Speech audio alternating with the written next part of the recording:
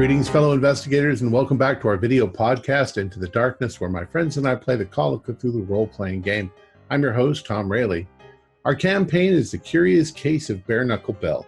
It comes to us from the awesome people over at Stygian Fox. Our game master is Jason Melnichuk, and our recap will be given by Kevin Glazner. This is episode 2. So, without any further delay, let's begin our journey into the darkness. Kevin? Our path started when we were brought together by Mr. Hudson and Mr. Brand to assist them in their investigations, both mundane and unusual. We were there when they unraveled the affair of the Golden Web of Lang. We also saw their brilliance during the investigation into the thing that lurked beneath Bramble Street. But 6 months ago, we were met with a horrific shock. Mr. Hudson and Mr. Brand had gone missing. We could not find a single clue as to their whereabouts, and I, for one, was much saddened by their failure. And then the time came that the barristers said would come. Legally, Mr. Hudson and Mr. Brown were declared deceased. We knew this would be done, but we're even more surprised to find that their business had been left to us to continue. And so it was that we met on a cold September morning at the offices of Hudson and Brand to form a new detective agency. However, before this responsibility could fully sink in, a knock was heard at the door. A poor little lad was seeking help to find his missing chum. The missing man was William Hartlock, a participant in illicit brawling who was known as Bare Knuckle Bill. The little lad saw Bill taken away by ruffians of the Green Gang after his last fight. Similar men were seen by another witness visiting Bill before his last fight. A threatening note was found in Bill's flat. The curious case of the disappearance of Bare Knuckle Bill points in one direction: foul play. I had arrived at the offices of Hudson and Brand that September morning, a humble cab driver. But by the end of the day, I had become a detective. Well done. Jason? Yeah. All right, so we open up the scene. All the detectives are sitting around the table in the dining room, and their servants are bringing them out a very nice welcome meal. There's mutton, some beef, all assorted seafood, wine, and some spirits. The table is set, the candles are lit, and the group is discussing what their next move will be. Delicious, Mrs. Levi. Yes, as always. She thanks you, and she stands at the back of the room waiting if anybody needs anything. I find myself at the moment trying to weigh our options. I feel that we need to see what we can find out about our missing boxer, investigating the cooperage, perhaps. I'm also highly curious about going through that safe again and looking at some of those items. But maybe that fun is left for another day. And we can't forget Hudson and Brand. They still may be about. Well, hopefully at this point, they'll turn up. But certainly we can all hope for the best, and certainly seem to be making some additional connections, if you will, between some of our Irish counterparts here in London and certainly this separatist group, if you will, that seems to be being acknowledged in the papers.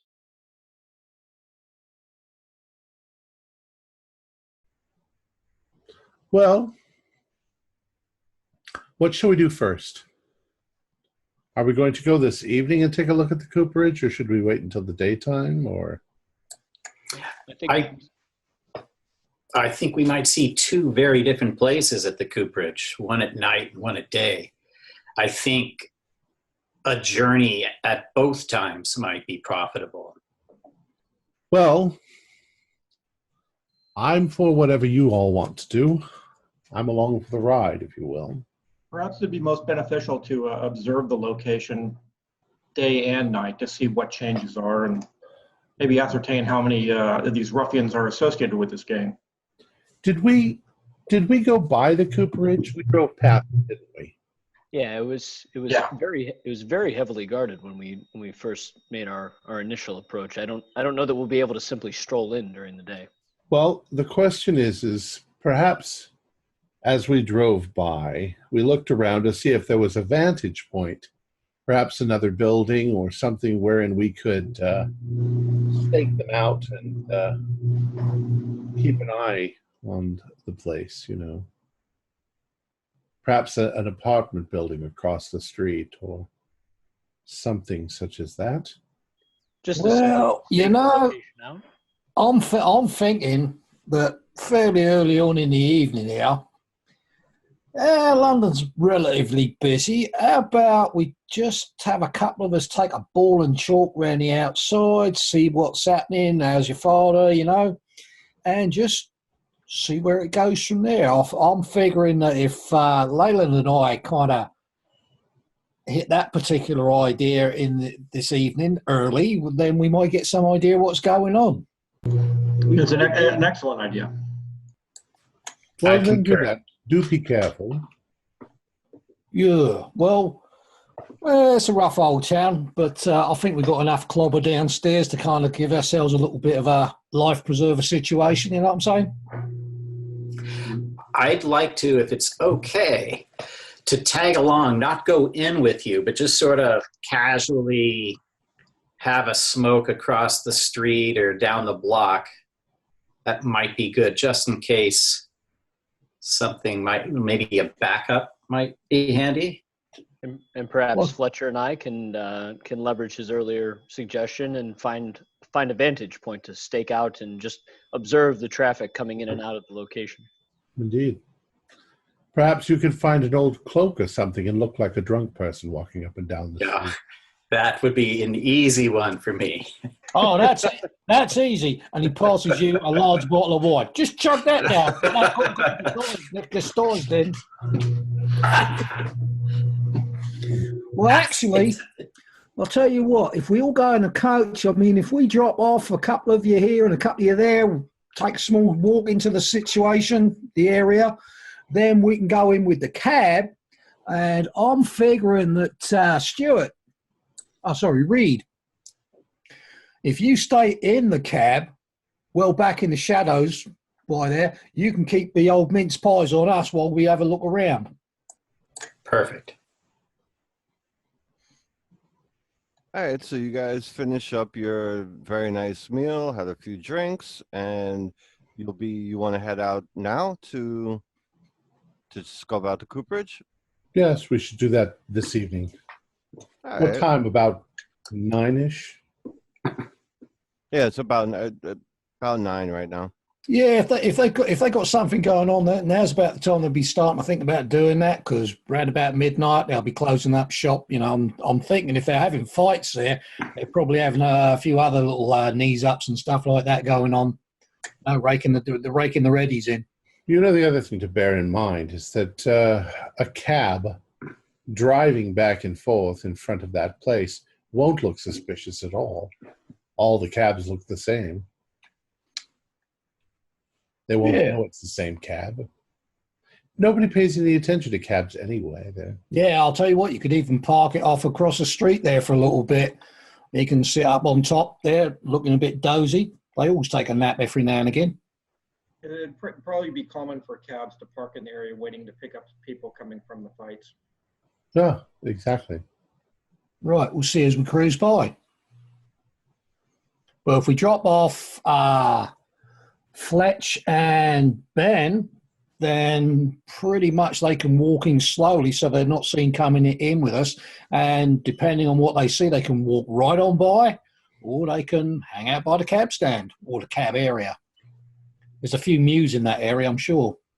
I think I saw a place where we could actually even get up onto the roof across the street. If you remember correctly, there was a tenement building. There was a vacant lot and then a 3-story tenement.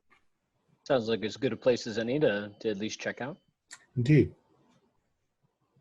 All right, so you guys get into the cab, or do you want to do something else before you? Grab a my scruffiest coat and just some work boots. I want to, at quick glance, not look at all middle class, a little more dressing down for the occasion here. I'm dressed all in black, of course. All pair, as they say in France. Right. And well, I've got weapons. all right. So you got yourself a couple of derringers or something? Why would you say that? Because you don't look like the kind of guy who uses nunchucks. Yes. Derringers won't do me very well, though. Shooting, if I have to shoot from the roof across the street, I wouldn't be able to hit a cat. The best I have is a 41 revolver, which won't do me much good from that distance either. So I don't believe our intention is to take up a sniping position across the room. It's protective sniping. No, I suppose we can come running if we need to. Yeah, I think we should. Shouldn't be too obvious because getting a rifle up onto that roof, I mean, going to disguise it as a crutch. I could tell the tenements we're going hunting. The rats in this area of London are terrible. Yeah, so basically, Bill will go pick up that bloody great big Webley 355, All right. stick it in his coat pocket where it will kind of disappear. I'm bringing my service revolver and a billy. Yeah, and I've got a set of knuckle dusters, a couple of knives stuck in the pockets, and carrying a crowbar. And you know what? I think I'll fancy myself as a bit of a gent tonight. I'm going to pick up that walking stick. All right. Do we have the equivalent of binoculars or a spyglass or something? There'll be a spyglass there, yes, Okay. in the study. All right. Ooh, a spyglass. I'm a pirate, everybody. Leland. I'm a pirate. Leland. So, Yes. so you go out to ready your cab and tell the gents you'll bring the cab around. You go. I want you to do a spot hidden with a bonus dice.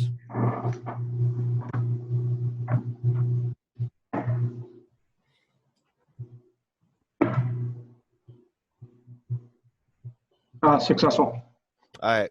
You know your cab. You're in it 12, 14, 16 hours a day. Some things have been rifled around and the door is slightly ajar. Okay. I'll look under it real quick. There's no other signs, but you know somebody, it wasn't left. When you put it away and came into the house, it is nothing damaged, nothing cut, but somebody, like, if somebody went through your car, for example. Okay. But the interior is nothing in the interior, right? Correct. It just Okay. looks like it's been searched or rifled through. There's like a little bit of like a slight muddy footprint left on the carpet on the inside. That wasn't there. Okay, I will notify everybody as we're getting ready to leave. I run in quickly, and Markham and Miss Levi, I ask them to just be a little aware of maybe anyone prowling about our place later that evening while we're out.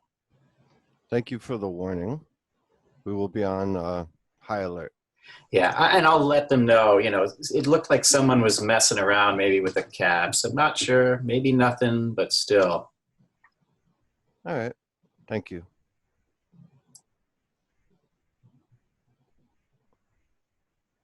All right.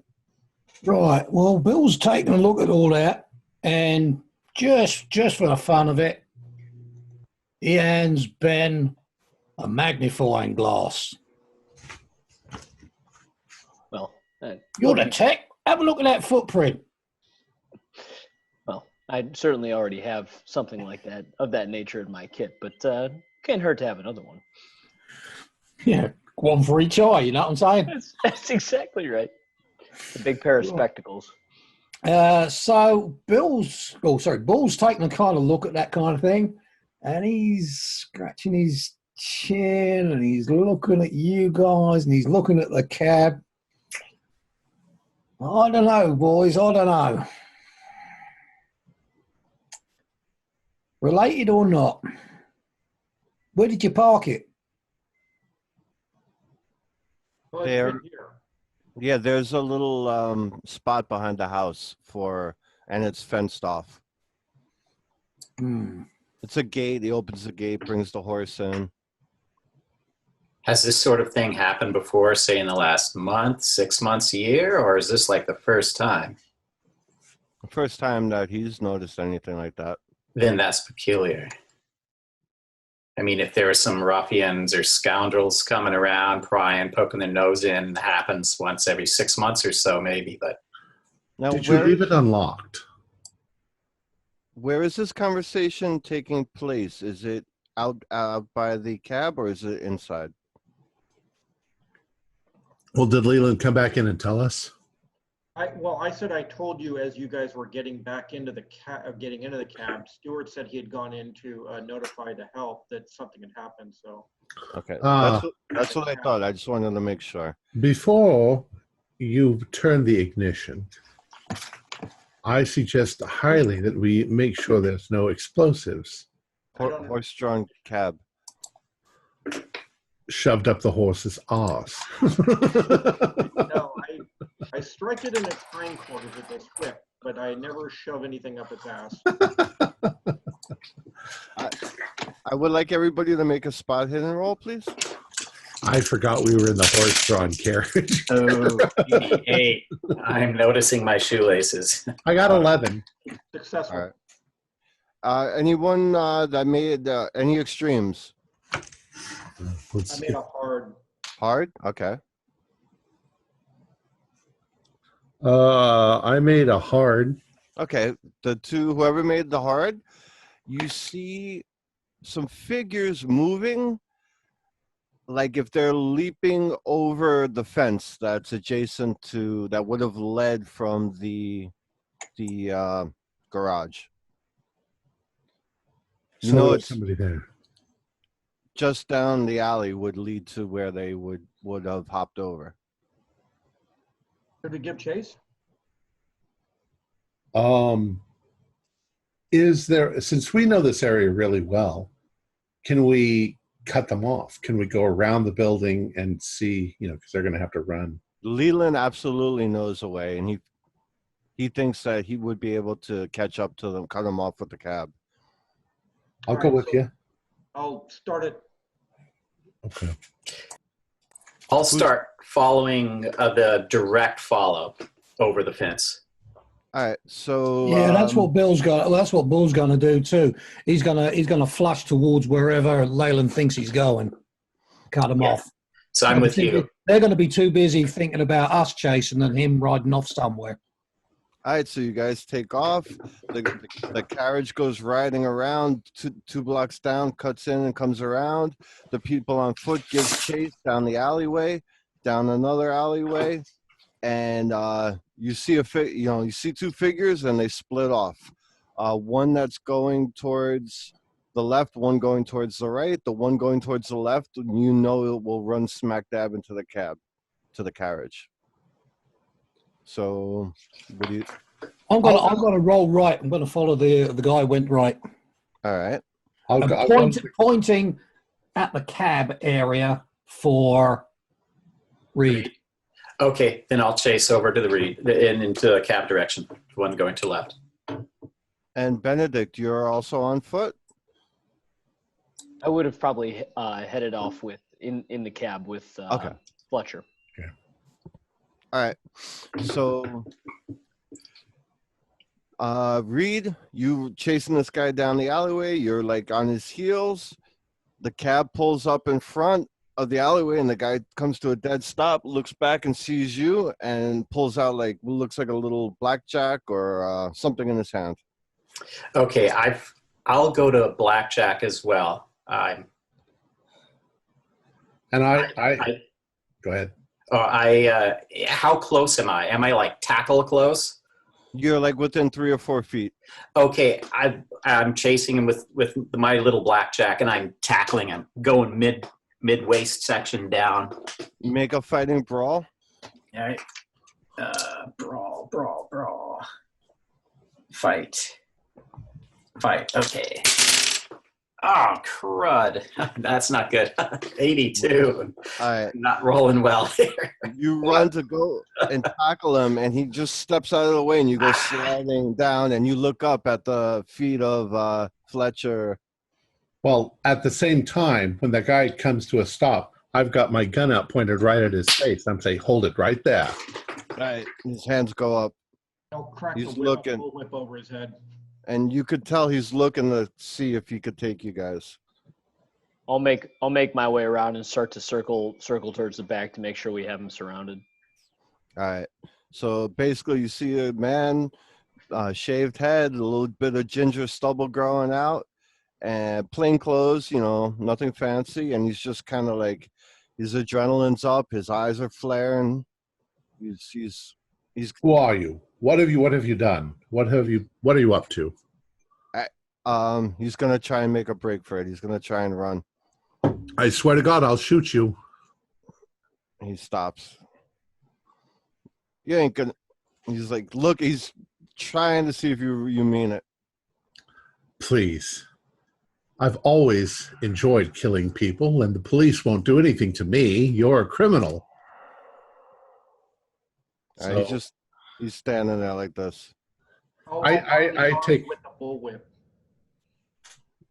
What'd you say? I couldn't hear you. I'll pull down his arms and bind them with the bullwhip. All right, he's struggling with you, but with the gun stuck in his face, he's just got that pissed off face. He's like, Who are you? What was your mission? What were you up to? I'm telling you shit. Ah, those are my favorite words. So now you have him bound like this. Yeah. He's got a nice little scar running across his cheek. And he's speaking with an Irish accent. I can't do Irish accents. I apologize. Okay. Did we establish whether the greens actually have a mark of some sort, a tattoo? You've been looking, but you haven't been able to center it down yet. I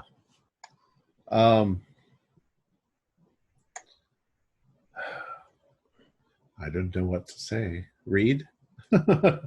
Get up, Reed. Oh yeah. I'm hoping by then I would have gotten to my feet and stepped behind the you guy. stand up.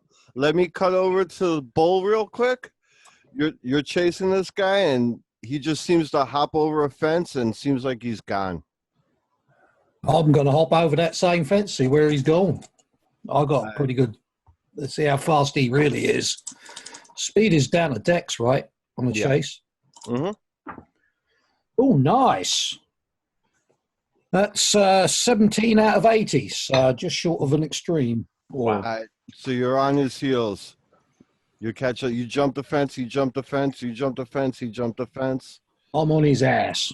All right. Cut back to the other guys. Now you have him bound there, and he's just mean mugging you. After he mouths off to Fletcher, I'm gonna just since we're in an alley, I'll just smash him up against the wall and yell at him to answer the questions. I'm trying to intimidate him. All right, roll intimidation with a bonus dice.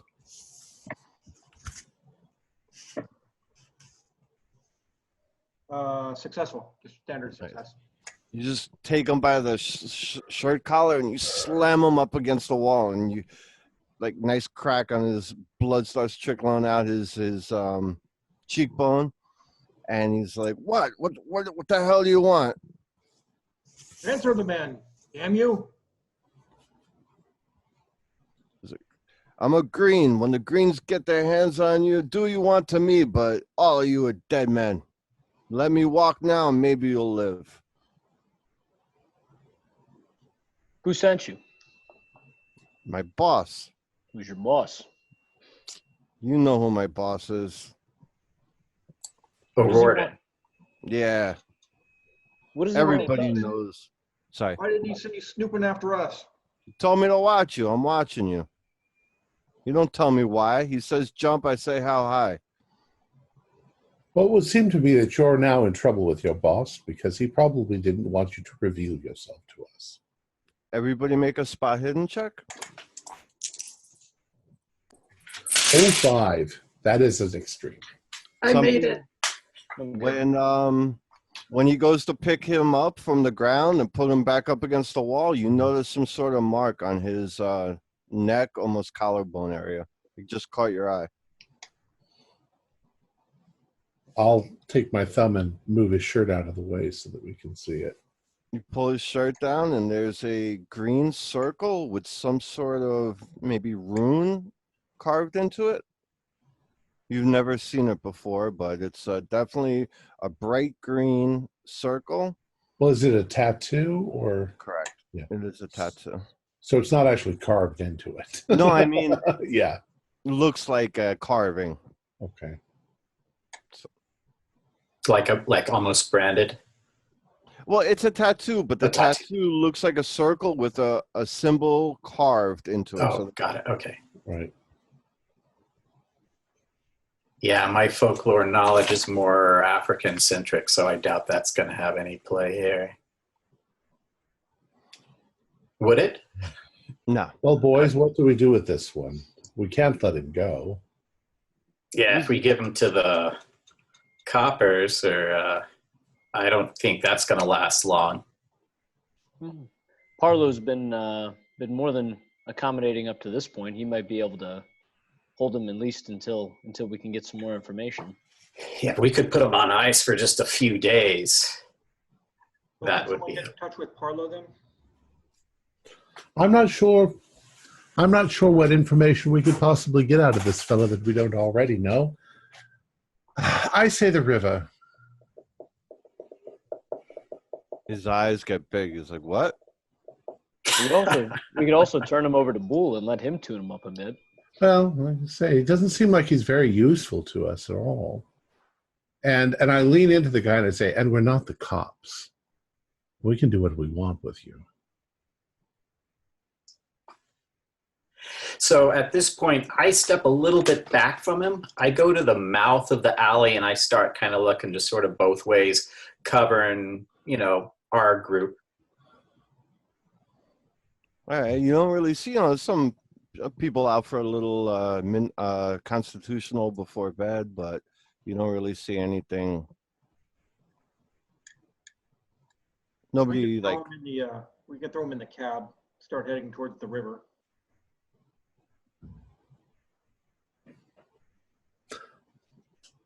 He smells. I'd rather not have him in the cab. But Well, strap him to the horse. don't think I can take him up top. We could drag him behind. There's the cabbage, the suitcase rack in the back, or the luggage rack. Oh, there is that. Listen. If you let me go, obviously I'm not going to tell my boss because I like to breathe.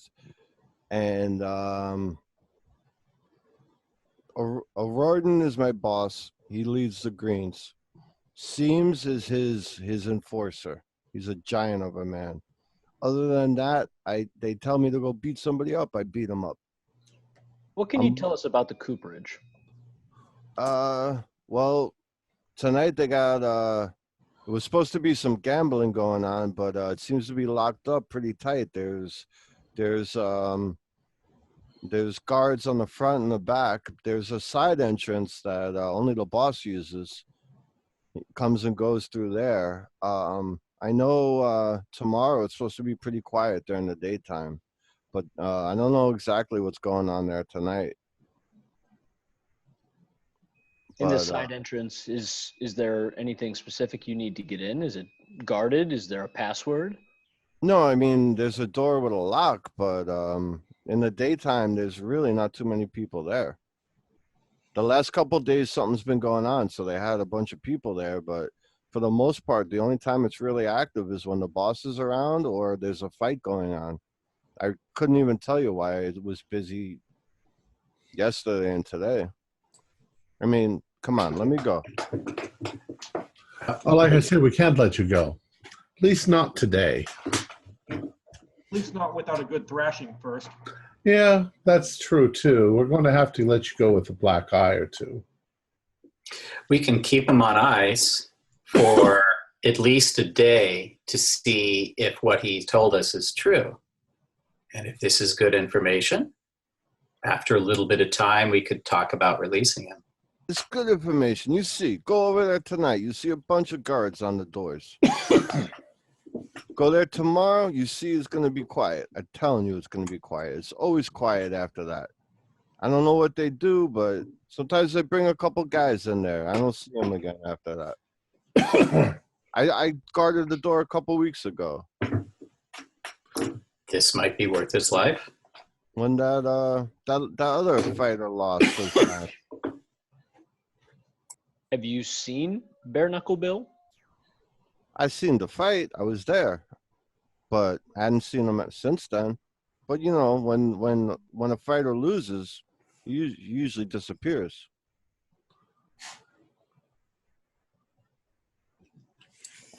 Gentlemen, and I sort of draw them away. We got our eyes on this guy. Yeah, he's tied up, and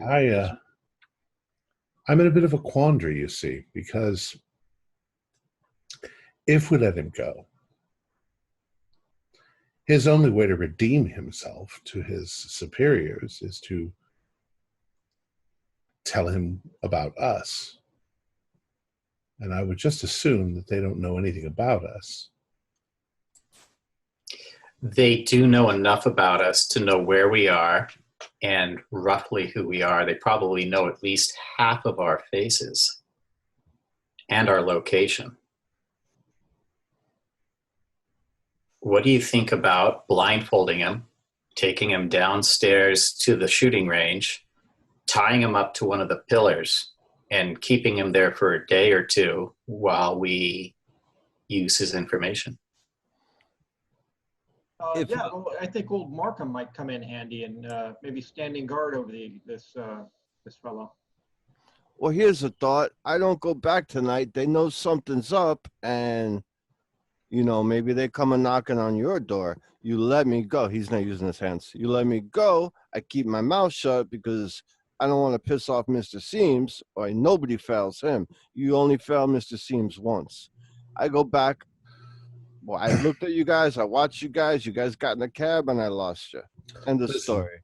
What is it that you took from the cab? Anything? No, I was just trying to see if you guys there was any food or any money in there. I wasn't supposed to go into the cab.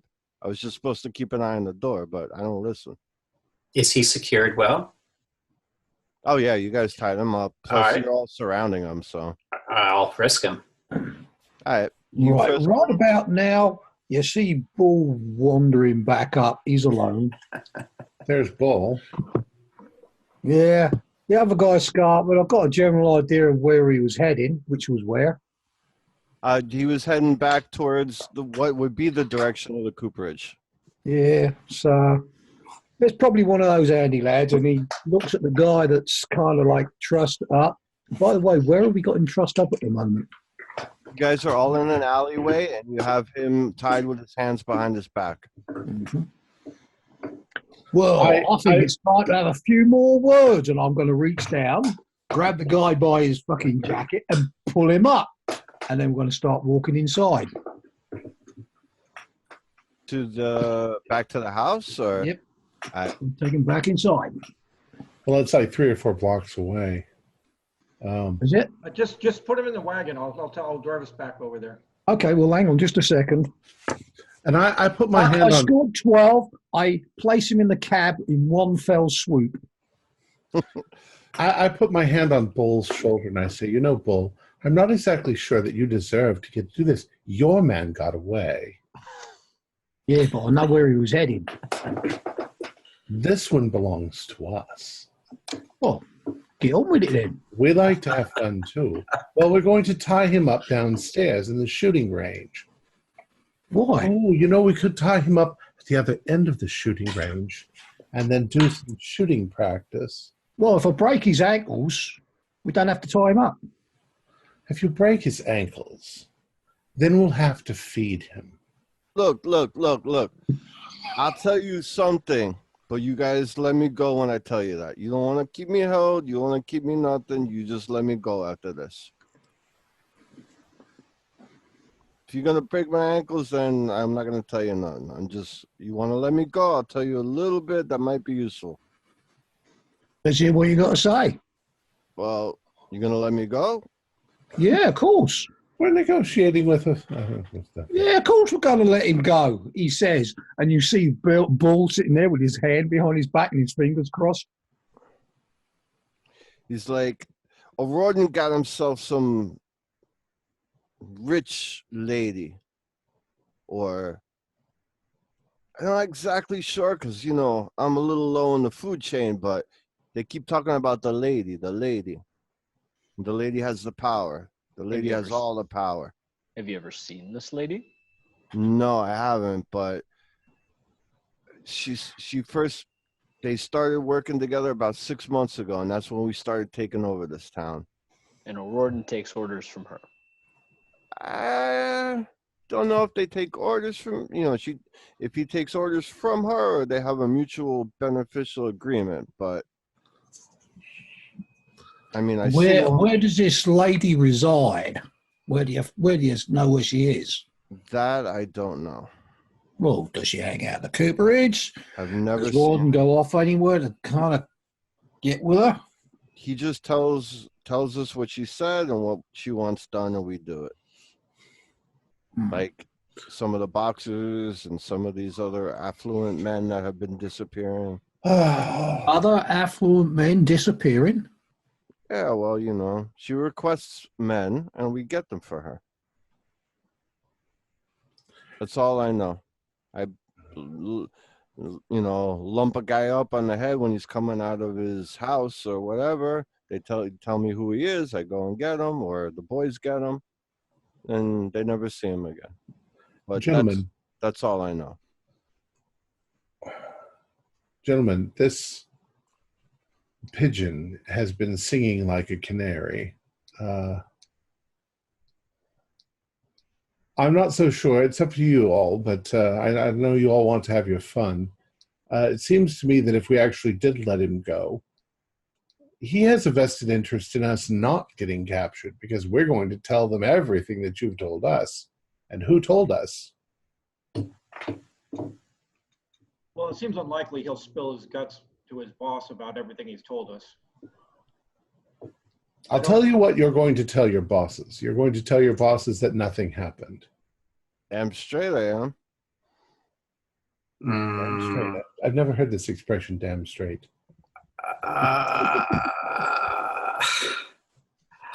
Who's going to guarantee what the other guy says? The other guy took off. I was going to say that we spotted him and ran. I mean, I think the jig is up as far as O'Riordan knowing that we have spotted his spotters. I don't know. We could tell him to tell his boss that he got away. We never caught up to him. Well, Bull's kind of like pulled back a little bit, and he's having a word in. It would be so much easier to just toss him in the river. All right. Well, basically, he's mumbling a little bit, and it's like, I don't know. Even if he don't want to talk, they're probably going to have words with him on their own, and he's going to end up talking anyway. Not if he doesn't want to die in a horrible. Nah, but the thing, well, come on, he's low down the totem. He's been out of touch. I ain't so sure he's going to just walk away from it and say, "Oh, I ran away and that's it." There's going to be a little bit more to it, and those boys are going to play pretty mean. And if there's any chance that he's let something slip, they're going to get it out of him. It's just the nature of gangs. But if we dispose of him, then the Greens will have reason for retaliation, serious retaliation. I didn't say we need to do nothing to him. We can just put him out of sight for a day or two while we get ourselves organised. I like that. Let's tie him back up. Let's tie him up downstairs. Sorry, old bloke. So you'll be released, but just not right this second. All right, so you guys throw him in the cab, go back to Golden Square. Where are you going to put him in the house? Gonna put him in the basement. There's pillars, I believe, in the basement, big concrete pillars, foundational pillars. Probably tie him up to one of those. Jackal him up. We should Yeah. lock him in the safe with the Buddha. See what happens to him for science. I say, what's your name? Sean O'Connelly. Well, Sean O'Connelly, do you prefer tea or coffee? T. That's about all you're going to get for the next 3 days. Connolly. All right. So we've tied him up. Now, what do we do? Mock him. Yes, good sir. Be sure and whack him if he tries to get away. And he kind of has like this little grin on his face when you looked at him, and you know he'll do it. I'm guessing we have actual shackles or some binding, Probably. other than just rope that someone could Houdini themselves out of. You have the metal. There's metal shackles with the turn, Excellent. the screw turn. Perfect. We'll put him with the pillar so that he's back like that. He can't actually get. Yeah. All right. But give him a pillow. Let him sit on a pillow. Not a good pillow. And give him one copy of the Times, out of date. Open to the sports page or something. Very Sure, kind of you, page. All right. So And we'll drop off a chamber pot by him as well. what was that? Drop off a chamber pot by him. Oh, well, his hands are behind him, so he can't really do anything anyway. Well, figure something out. All right. right. So now you guys know about the mark on the neck, and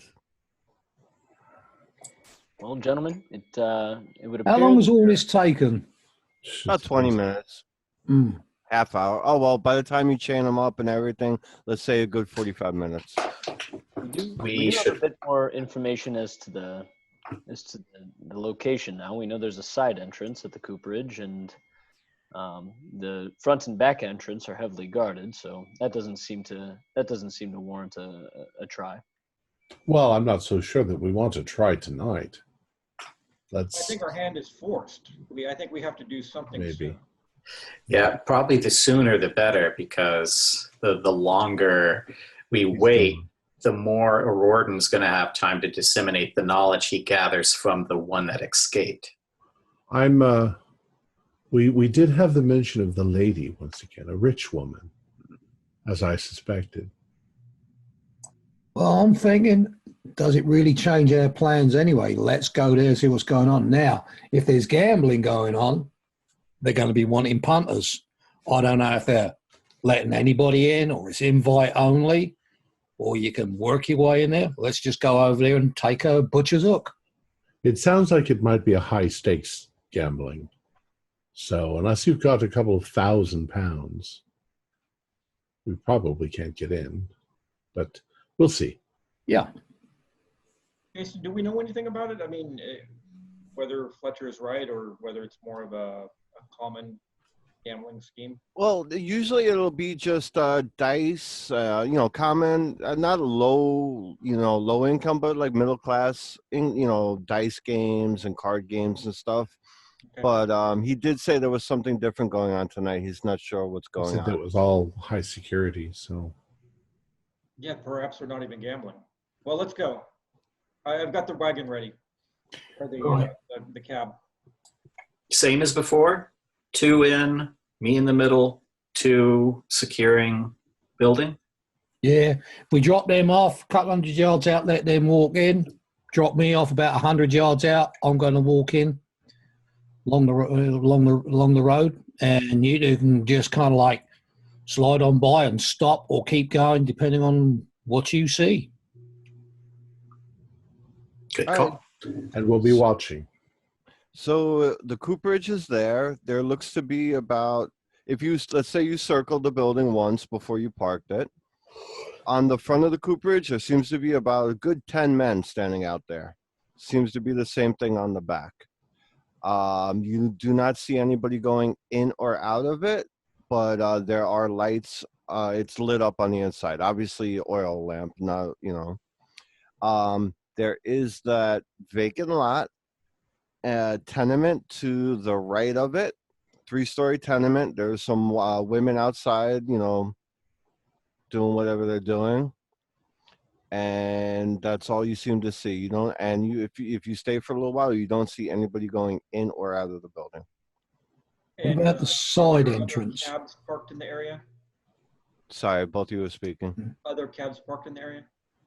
There's one down a little bit of a little ways down, like a block down, but there's not much going on in this area. And this area isn't as prosperous as the area where Golden Square is. It's a little more dingy, a little more dangerous, a little more seedy.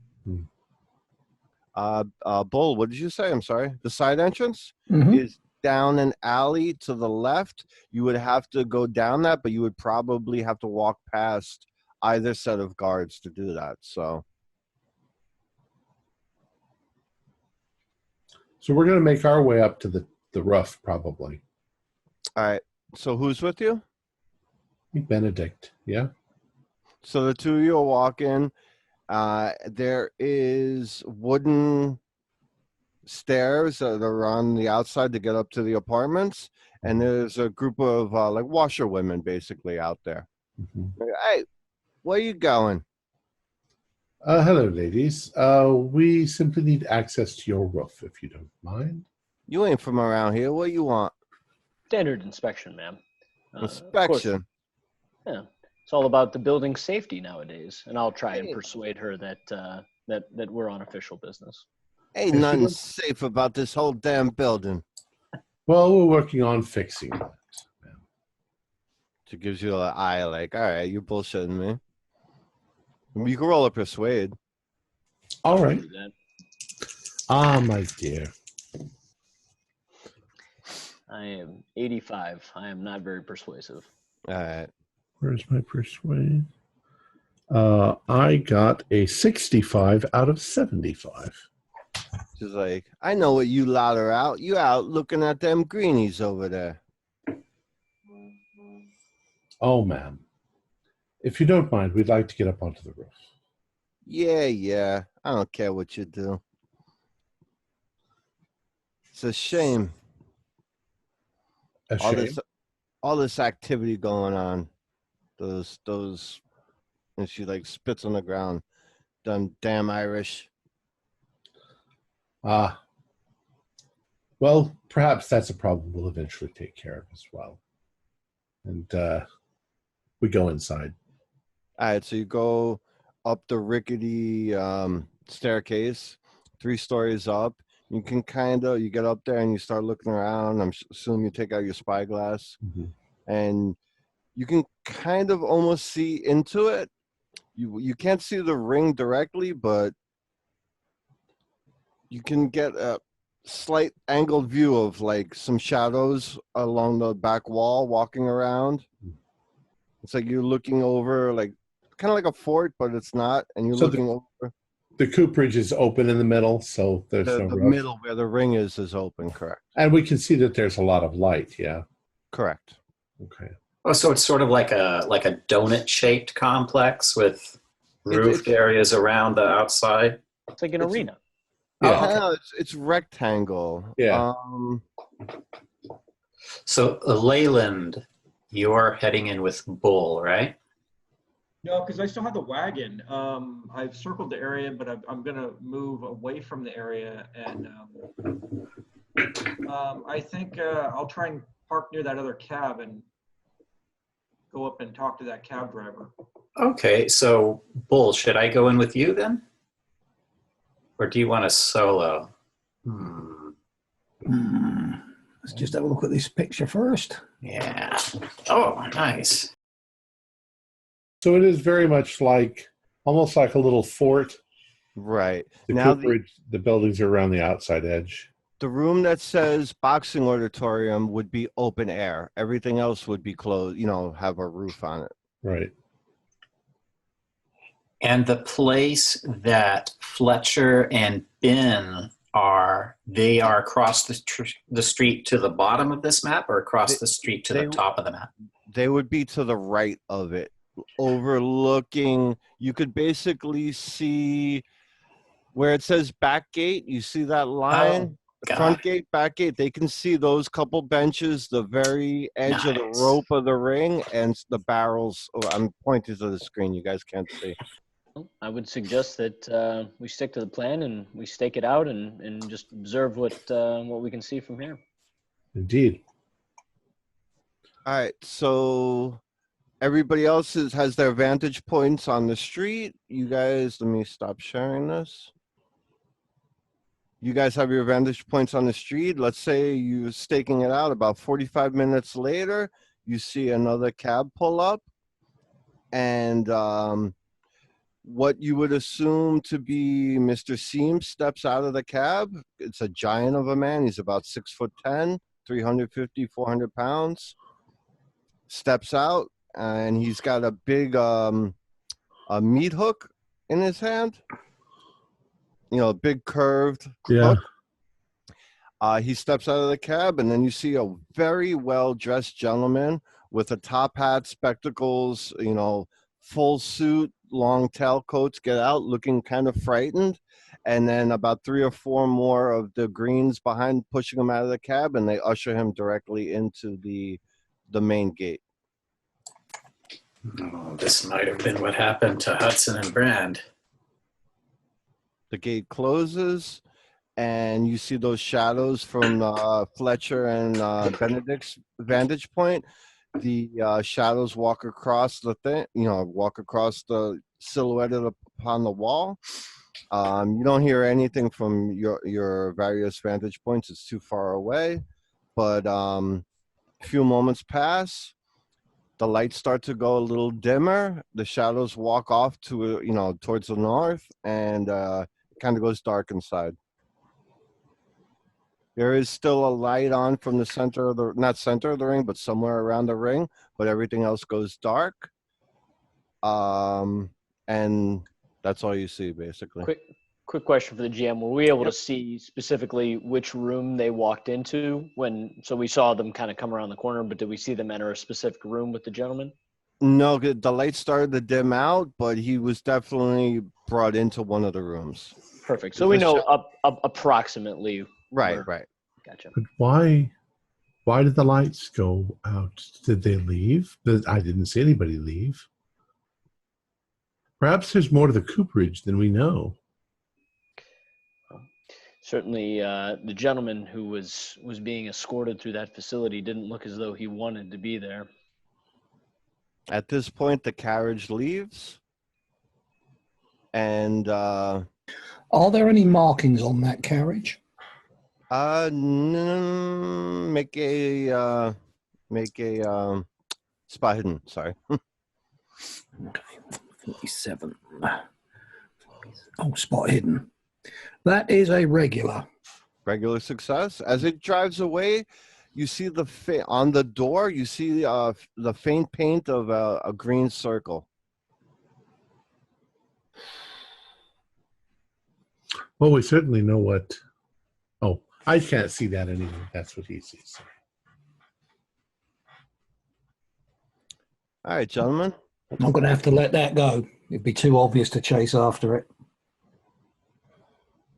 You guys can stay here for a while longer, but there's no other activity. In fact, it seems to just dim out. Finally, the other light inside goes out, and did the guards leave, or not? Like 1 or 2 leave, but they still seem to be posted up. But they look like one of them walks over and takes a crate and sits on it. They look more relaxed after about 25 minutes. They just kind of like become very casual. How very strange. One's leaning up against. I'm sorry, leaning up against the wall now, smoking a cigarette. Bottles come out. You know. We need to ascertain if anybody leaves. Mm-hmm. So at least one of us has to stay here all night and watch. Certainly willing to take first watch if you want to send some of the gentlemen back to relieve me later. We can take it in shifts. This will be tricky as we're nowhere near you to talk about this. Right. Well, it's And I wanted to stop at the other cab and just make quick conversation with that cab driver to see if he's had any luck and kind of ascertain whether he's waiting for someone. The gentleman's just there, and you go over to him, and you see he seems to be a little tipsy, and he's like, "Hey, busy tonight?" No, I thought I'd try the cooperage, but it seems kind of quiet. What about yourself? One of the guys had me bring him over here. There's a cat house over here, so he's in there with one of his ladies. He's in there with his girlfriend, entertaining her. He paid me well to wait around, so bring him back to his wife later. So you're not here for the fight at the cooperage? No, there's no fight. There was a fight a couple nights ago. Some big guy lost or something. I don't know the details about it, but yeah, it's been pretty quiet. It was supposed to be some gambling tonight, but I don't know. It seemed quiet. Something else. Okay, well, thanks. I appreciate the information. Yeah, Bull is he's kind of just leaning back up in the shadows, out of sight. He's watching that side alley in particular, and of course the gate that he can see because they came through the front gate, right? Yes. Nothing at all came in or went out of that side door. Mm-hmm. Well, he's got nothing better to do at the moment, so he's just going to keep looking because, to his mind, if they went in, they got to come out. And if they arrived in a carriage, one assumes it's going to come back. All right. So you guys waiting, another hour passes. One more of the guards takes off from the back gate. There's still about 6 or 7 on each. Sometimes they rotate back and forth. They don't, they'll go in pairs though. But nobody ever comes back out again? Nobody comes back out. That makes no sense. But I assume then that we watch until morning. All right. At which point, if nobody's come back out, then we should probably head back. Nobody's come out. Okay. Now the guards have changed off here and there, not from inside. Like another guy, a couple guys will walk up, a couple guys will walk away, but nobody enters or exits the building after you saw that gentleman escorted in ever so gently. And that gentleman did not look happy, looked very nervous. He looked like he just peed his pants. Oh, yeah. So the longer we wait, the less of a chance that guy's got if something nefarious is happening. Not getting any kind of feedback because, of course, we didn't figure out how we're going to talk to each other and walkie-talkies aren't available. Somewhere about midnight, he's waiting for one of those exchanges because he's watching how these guys are coming and going, and I'm going to actually try and follow a pair of them as they leave. Okay. It's dark. It's late. It's late at night. They're tired. Maybe I'm tired, but I've got their purpose is getting off shift. My purpose is following them. All right. So you see two of the guys, switch off. 2 fresh men walk up. These 2 walk away, walk in, and how close are you? Let's see now. It's London. It's dark. I don't know. We're probably going to be able to see 60 feet, 70 feet. Right. They seem to just walk, and they're walking and seem like they're just talking. Wherever they go. You follow them for a little while, about a good 10, 15-minute walk, and they wind up turning into a local pub. Not the Elephant and Castle. No, just some random, nondescript, not even a sign above the door. Just people drinking in front. Doesn't seem to be other shaved head, people. I mean, there are, but you don't see any other noticeable green members. And I don't know if you go inside or not, but they walk in as the doors open and they walk right up to the bar and get a drink. I'll give them, having seen them going in, I'm going to give it about 2 or 3 minutes, and then I'm going in, go to the other end of the bar, pull a pint. All right. Bartender comes over, you get your beer, pint, stout, whatever you want. It's a bit party outside, isn't it? Hey, just chatting. Yeah. And make a listen roll. Okay, listen. That's just a pass. All right. You hear them chatting, and they're like, I'm just going to go home to the old lady, sleep for a bit. Tomorrow off. Boss said nobody come around tomorrow. So there'll just be, regular patrols going on. Nothing, and then guy's like, you saw the face on that jackass when they brought him in? I couldn't do anything but keep from laughing. Poor fella. Fuck him. And that's basically it. Then they start talking about his kid. He starts talking about some woman he saw the other day and kind of blends into like everyday bar talk. Mm-hmm. I'll take my little eye out, and not out, but I know. yeah.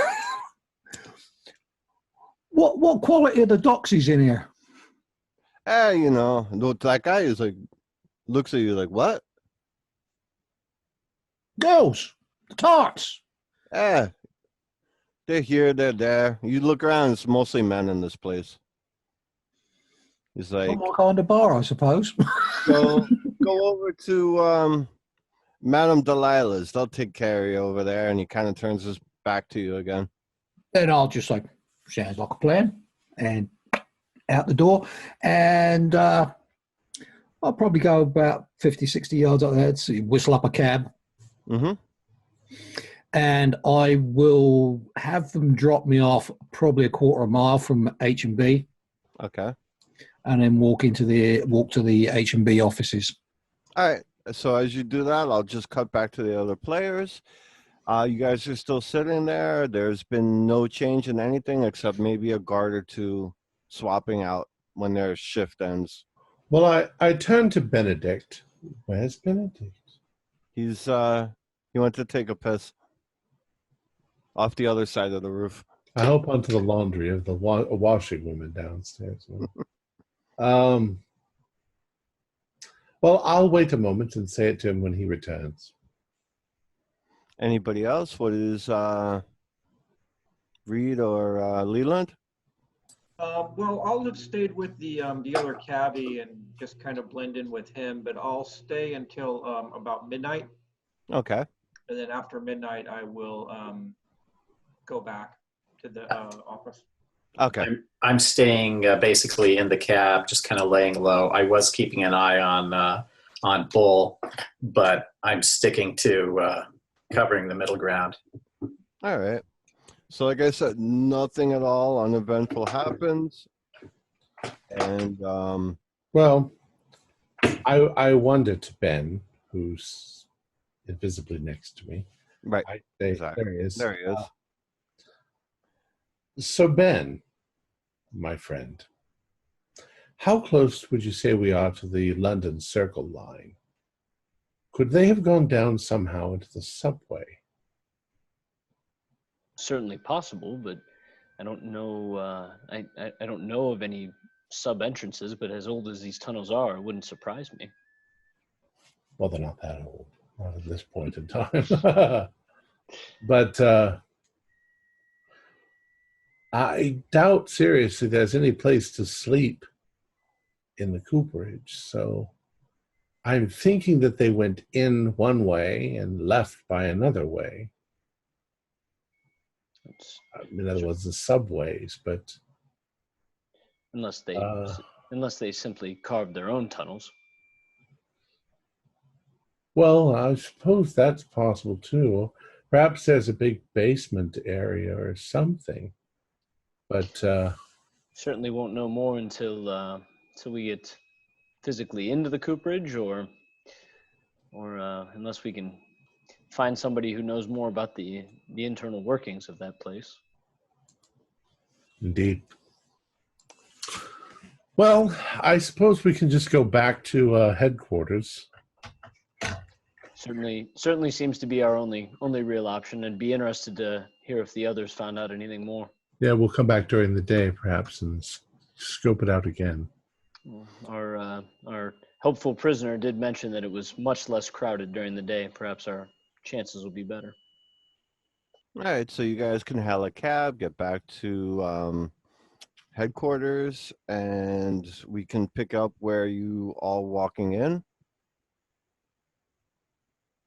You two are the last to arrive. Everyone else is there.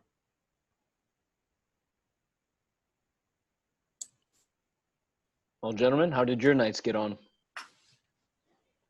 I'll pretty much explain. Hey, didn't see nothing, got nothing going on. Overheard a couple of the lads who left there, and pretty much they confirmed what the fella downstairs said. It's going to be a quiet day, not to even bother showing up, so they're going to have minimal coverage tomorrow. Good. I think my theory is that they've gone underground. Well, you could be right there, Fletch, because there's a lot of public works going on in London right now, so there's a lot of diggings around. I don't know how close we are to wherever the London Circle line would be, but that's my theory. I'm not sure. I'm not sure if you up on the roof or where you guys were, Fletcher and Ben, but the expression on that guy's face was he was very nervous, very frightened. We certainly were able to tell that they were shoving him along inside. Yeah. He also looked like a member of some importance. He wasn't dressed like a poor person. He was dressed, quite honestly, like a very wealthy person, an aristocrat. Well, and lines up with our prisoner's earlier claim that they've been stalking men of influence, affluence, or otherwise.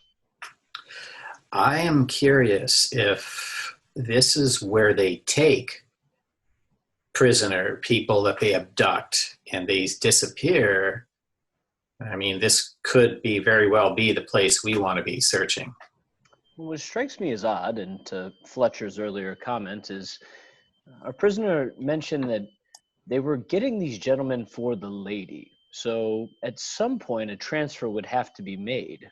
They would have to bring her. So either the lady is inside the cooperage, or there's another way out. Or they're ferrying them to someplace else in London via the subway. That certainly is possible, assuming that the subway is here. I have no idea. Actually, we probably would know if there was a subway terminal somewhere. There is a railroad station at King's Cross, but there is not a subway that you know of close to you guys. So the sewer tunnels, maybe, would be another possibility. Yeah. Although I don't think that London sewer tunnels were very big. Actually, they're going to be pretty robust. They really built them well. They're still in existence today. Well, they're Roman, aren't they? No, those are the ones built in the 19th century. Okay. It was a huge public works thing. There's diggings going on everywhere. Unless they're somehow staying in the cooperage, but it just doesn't seem to me like a building that would have beds. Well, I mean, we won't know till we go there. They didn't seem too secretive about how they brought the man and dropped him off. Except for the hour of the day. Yeah, I guess we won't know till we go back. I say tomorrow. I say as soon as possible. I think that, in fact, we should probably be careful. We're probably under watch at this point if that other fellow got back to O'Riordan. With Leland, I feel like the sooner we make our move, the better, and certainly the greater chance that we're able to rescue whoever's been taken into that awful place. I think we missed the boat on rescuing him. If they went in there today and then they're going to go lax off tomorrow, what's done's done. I'm sorry, Leland, you had something to say? Oh, just that I propose tomorrow. I propose that we sleep here at the office and we prepare, and then in the morning that we go and make our entry. Before we go to sleep, I have a thought. Why don't we ask our fellow downstairs, Mr. O'Connery, Sean. We ask Mr. Sean downstairs if he knows of a way out of the cooperage underground. With the shot? So I'll lead the way down to the basement. Is he still tied up? Yeah, he's tied up. Is he He's asleep? No, he's awake. He heard you guys coming down. No matter how quiet you are, it's pretty silent down there. He's awake, but you do notice his wrists are bleeding. Okay. All comfy and cozy? Yeah. And he looks at his, like that. He's like, yeah. We want to ask you a question. He rolls his eyes. Is there a way out of the cooperage other than the doors? Is there an underground? I don't know. You sure you don't know? Nope, don't know. And he's like, just.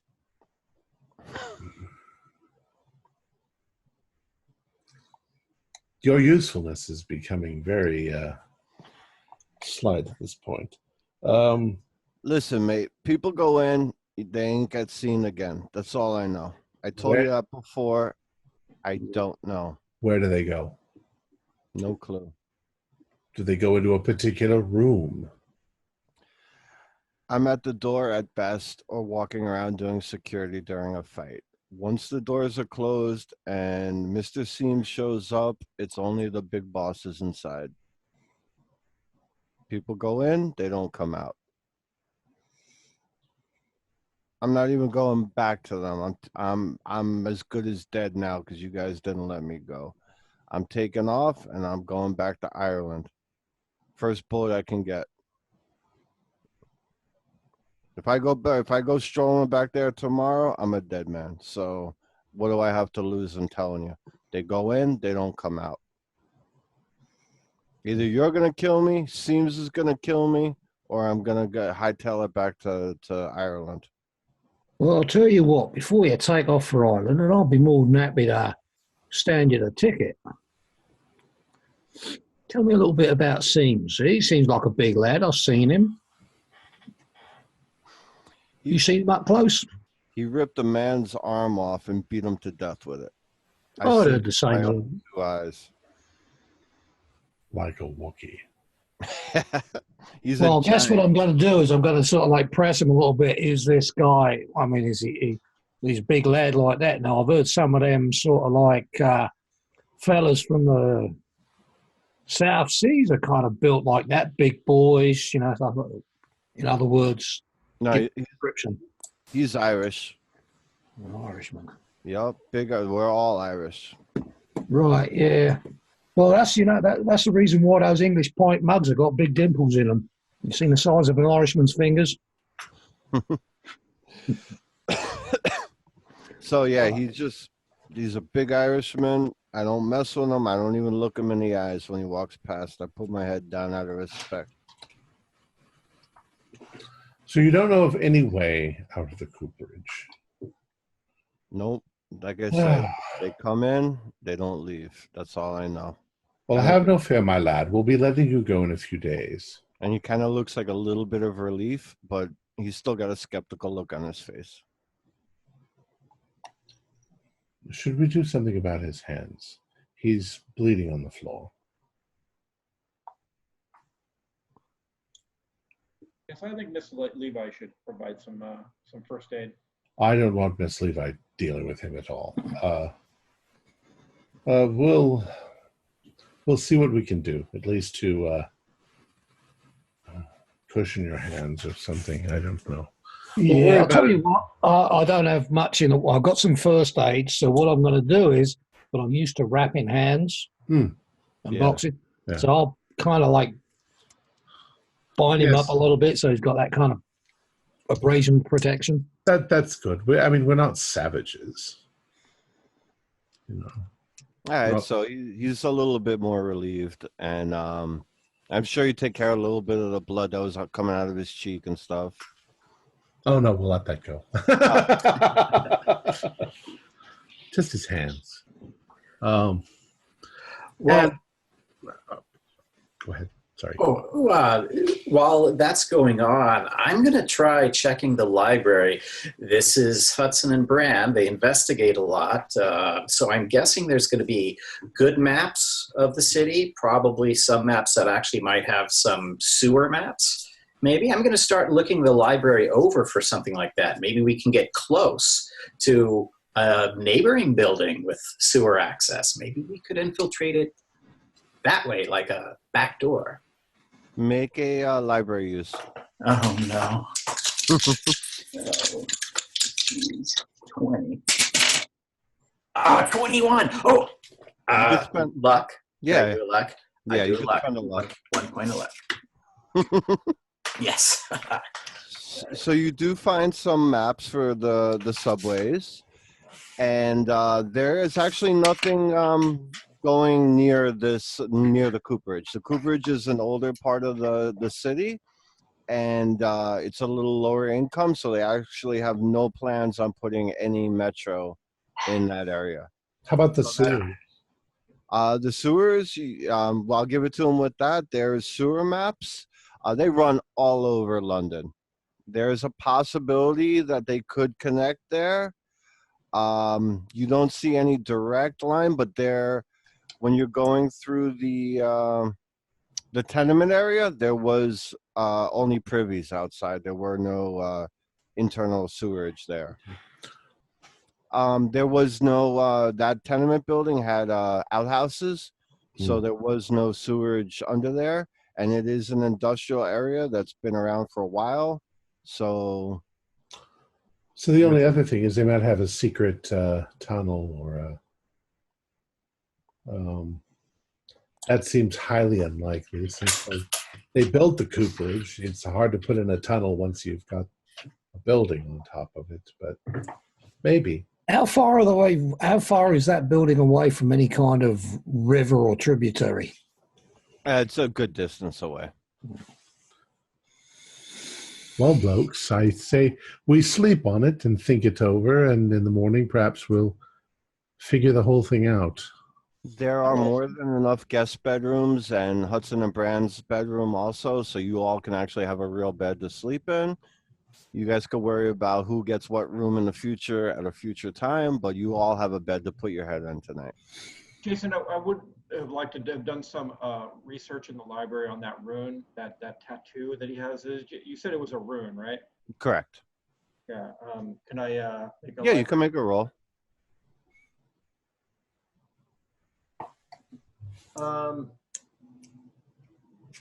That is unsuccessful. Okay. Can I push that? Yeah, absolutely.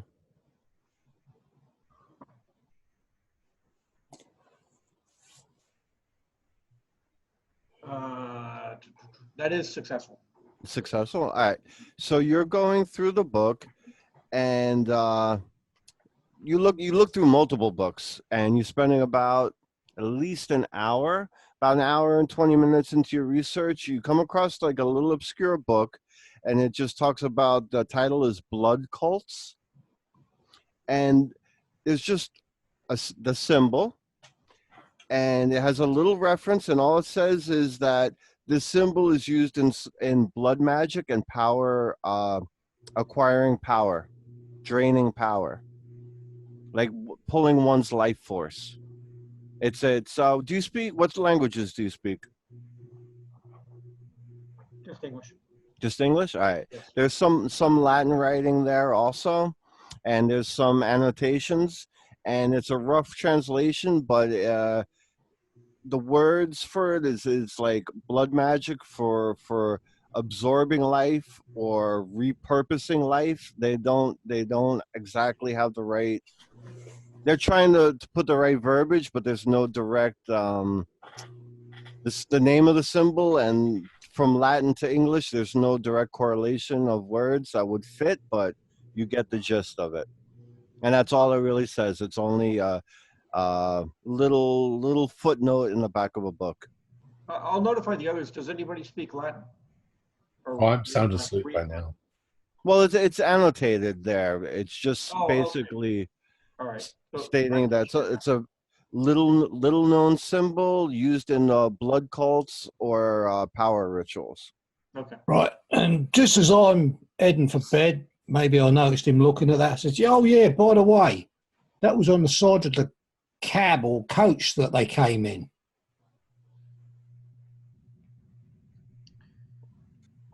Well, Sorry, I'm sorry. Yeah, but I was on mute, I think.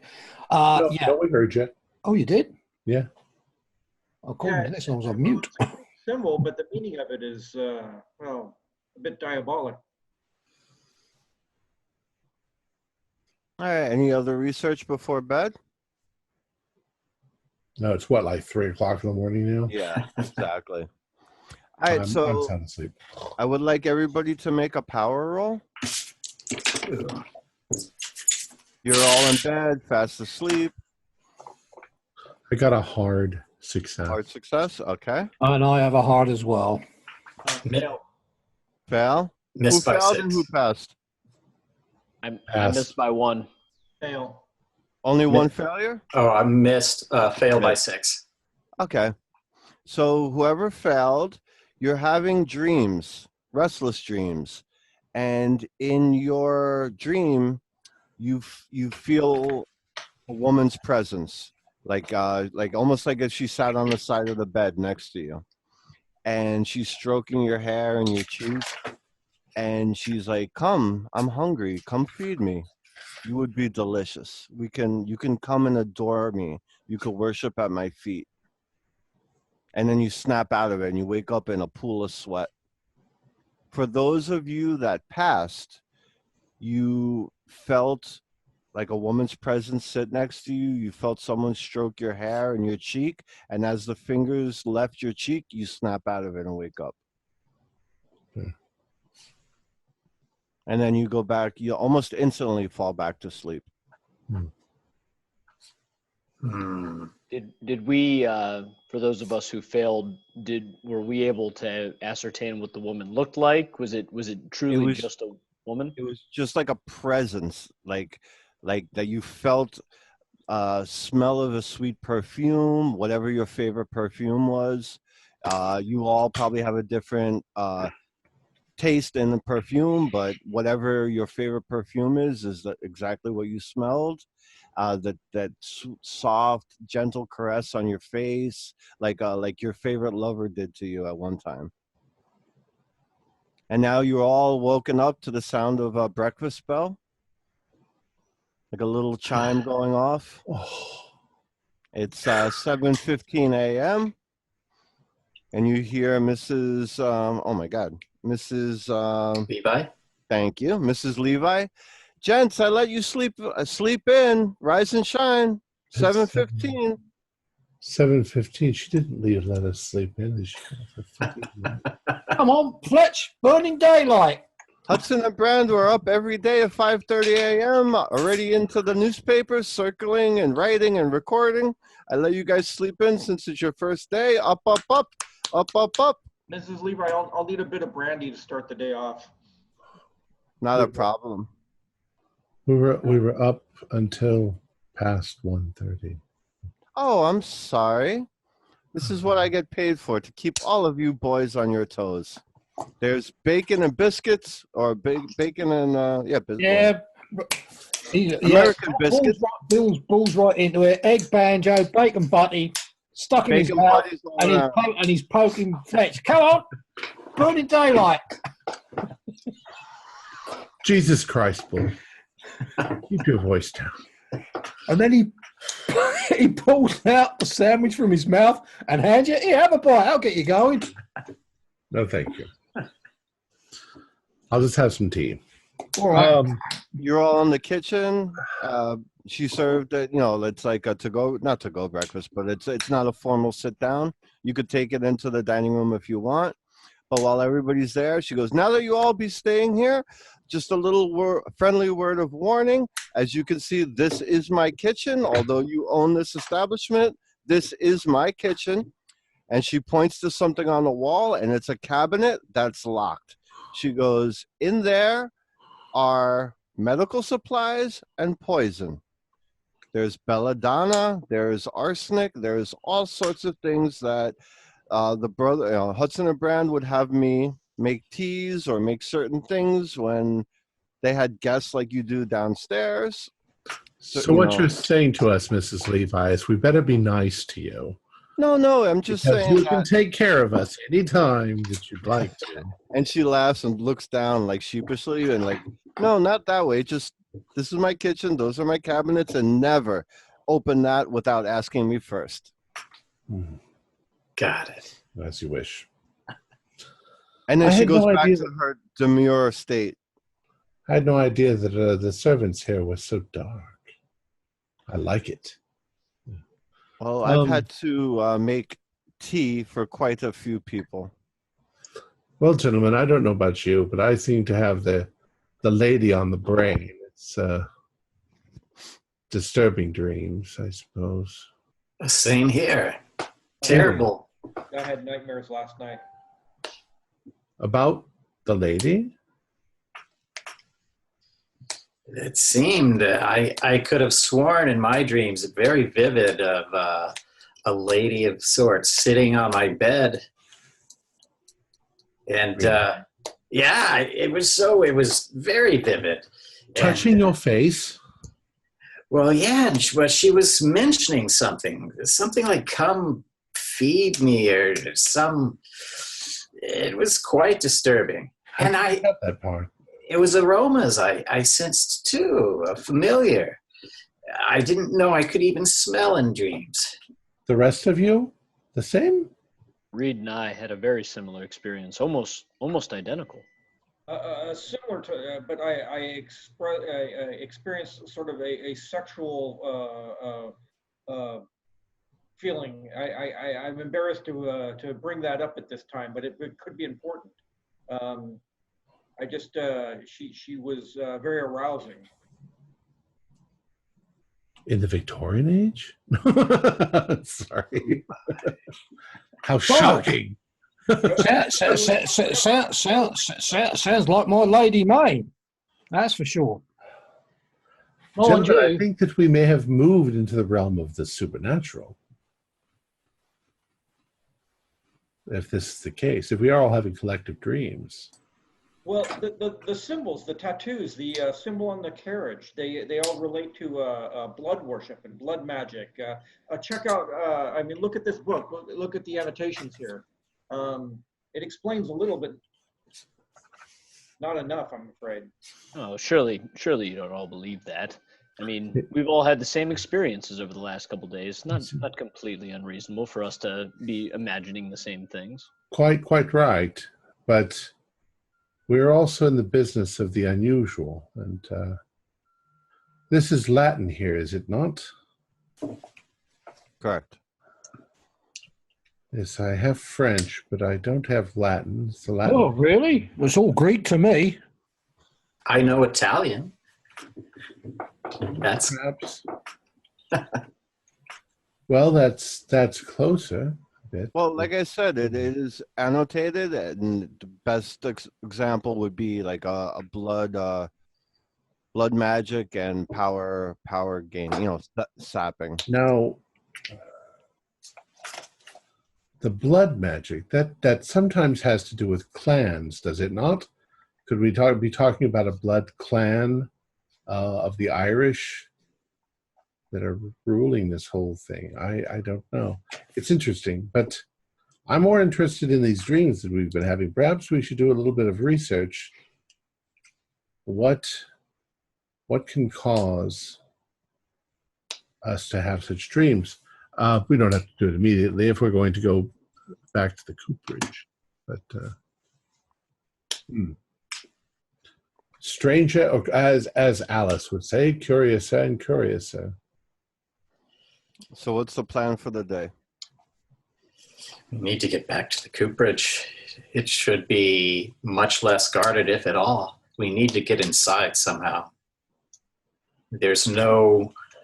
These maps don't show a nearby sewer entrance or we've got to find out what's in there. I have a suggestion. We don't necessarily have to use one of the doors. If we can find a way up onto the roof, we can get into the center without. We can simply cross the roof and go into the center of it.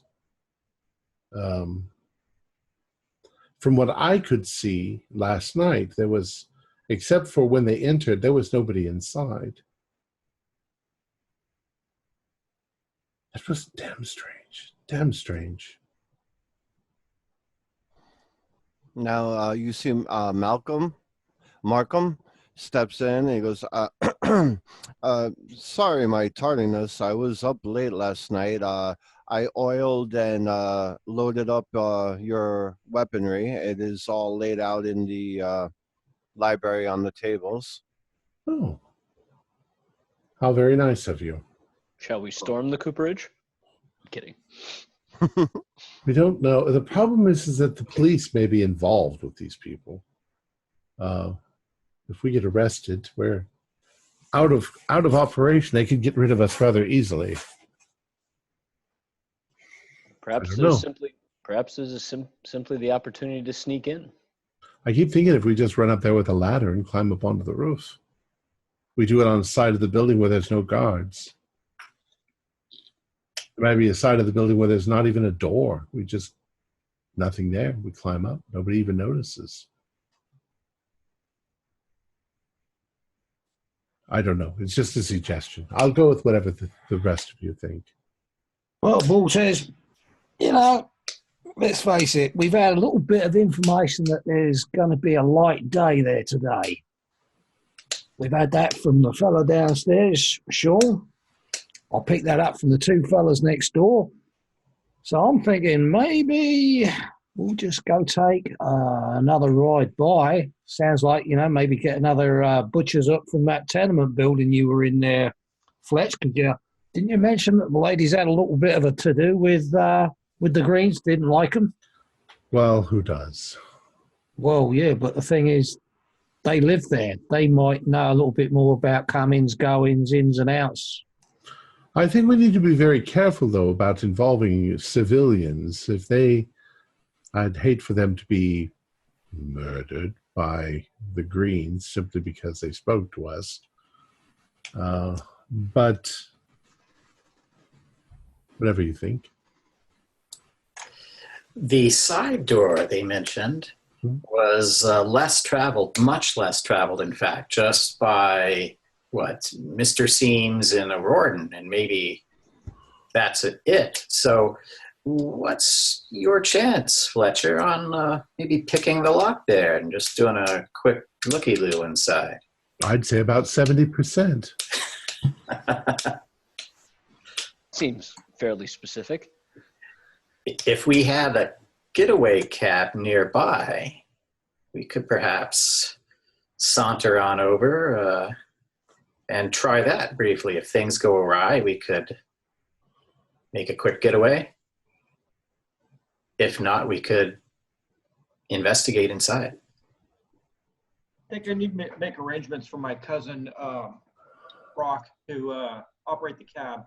He does so occasionally on the weekends when I don't need it. I let him use it. I felt useless as a wooden leg the other night when you were all were skulking about, and I was having to tend the cab. So I'll make arrangements for that. Plus, I want to look around possibly to see if anybody's watching us this morning too. And I'll get up and I'll start walking out. Can I do like a counter surveillance to see if anybody's watching us? Yeah, make a roll. Am I looking for a spot hidden? Yes, sorry. Oh, that's a successful. All right, you don't seem to see anybody out there. Okay. I'll make arrangements to get my cousin over to operate the cab. All right. You grab some kid off the street, send them, give them the address, and send them off running. Yeah. Well, I'll tell you what, since this might be a little bit of the old how's your father going on, how about we put a couple of pairs of matched purdies in the cab and some ammo, some shells? I'm sorry, Bull. I don't have the foggiest idea what you're saying. Match Purdy, shotguns. Purdy. Perhaps if you learn to speak English. I've got the Queen's beans right down the pat here. It's you that's not picking up on it. You got all that tough talk. Yeah, let's arm ourselves up, most definitely. Do we have a boomerang? Actually, there is one. No, I don't want the boomerang. That's other people's job. My service revolver and a billy club and a box of ammo. All right. And do they have, if there is a tunnel or something, do you think maybe a lantern or something might be handy? Do they have something like that, like a little lanterns? Little oil lanterns. They don't have a You'd actually be able to take them off your cab. Those ones in the front there, they're on That's top. right. That's right. I'll take my revolver and a walking cane. All right. I will have my brass knuckles, my revolver, and my bullwhip. Excellent. By this point, you guys finished eating. You checked your weapons. There's a knock on the door. It's your cousin. You explain to him that you want him, what you want. And you guys are ready to go. Cool. Anything else? Anything special? Well, as we're leaving, we're going to be looking around, I think, to see if anybody's watching us. Everybody can roll a spot hidden. And of course, this was in the backyard, right?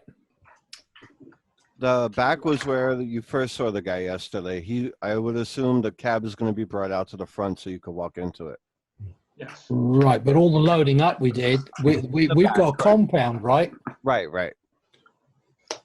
Yeah. So you can get in on either side, but even if you got an extreme, there's nobody out there today. I saw no one. All right. So you load up, you have your weapons in the vehicle.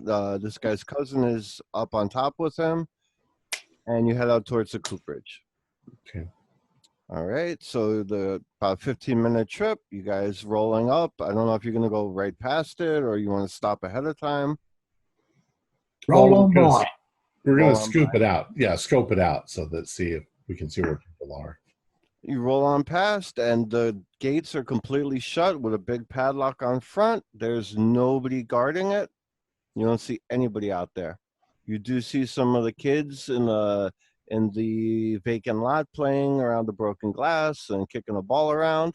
Those same group of washerwomen out there do come back around the other block on the back. Doesn't seem to be anybody out there either. Just the big gates locked. And nothing down that side alley. Nope. It looks like it's just quiet, like shops closed for the day. All right, so I'll ask, let's pull off quarter of a mile down the road while we'll have a kind of little bit of chin wag about how we want to do this. My suggestion is let's pull up the wagon here across the front of the alley so we can get out in the alley. And Fletch, maybe you could try the locks on that side door. All right. And maybe, how many kids are there? Maybe like a half a dozen or so? Yeah. Maybe we could play a little game with them, giving them each a shilling, and there's double that for whoever comes back with, I don't know, send them on a little task, like get us an ice cream or something. You guys could do just that. to disperse them. I mean, just in case. Or use them to cause a distraction. Yeah, I just don't know if any of them are eyes for the greens. Maybe I'm paranoid. I don't know. All right, so you go up to the kids. You want to tell them to get lost for a little while? Yeah, I guess. Hey, kid, get lost. I mean, if you're giving out money, they're doing whatever you want. So. Yeah, give them each a shilling and say I give them the name of this like a market or a store that's a ways away, like several blocks. And I'd say if you come back with some pastries from the shop, whoever gets here with that, I'll give you an extra shilling. And they all tear off down the street running. All right. So it's pretty quiet. There are people, passing on both sides of the main streets a little bit, but not, it's not a parade of people. Yeah, but if the cab's blocking the alley. Oh, you feel secure then? Yeah, and we're going down the alley. Fletch works the lock.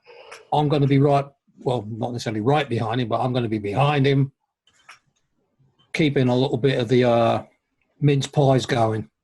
All right, so make a locksmith roll. 38 out of 70, so almost a half. Clicks right open. And I didn't even need Marcus. Malcolm. So the lock pops open. That guy, yeah. And it's about 9 a.m., just so we get the times right. I carefully open the door and see if there's anything, past the... You push it open a little, and it's let me bring up the map real quick. So you see where it says side foyer? Mm-hmm. That is right here where my mouse is the door that you just opened. Okay. This is the alley over here. Okay. So let me know your marching order. Well, if have to stay or to leave at this point. It's up leave to it you. there. What's that? Leave it there. Okay. If he starts looking airy, give a whistle. And is the cab up at the top or at the bottom of the map? The cab would be towards the bottom over here. Okay. All right. Usually you guys came around the front gate and went up the alley. Okay. Seemed to be the safest way. Right. There's more traffic on down here than there is up here. So. And once we're actually inside, I don't know who needs to go up front. I'm thinking Fletch because he's going to be checking the doors. But the old King Lears are going as well.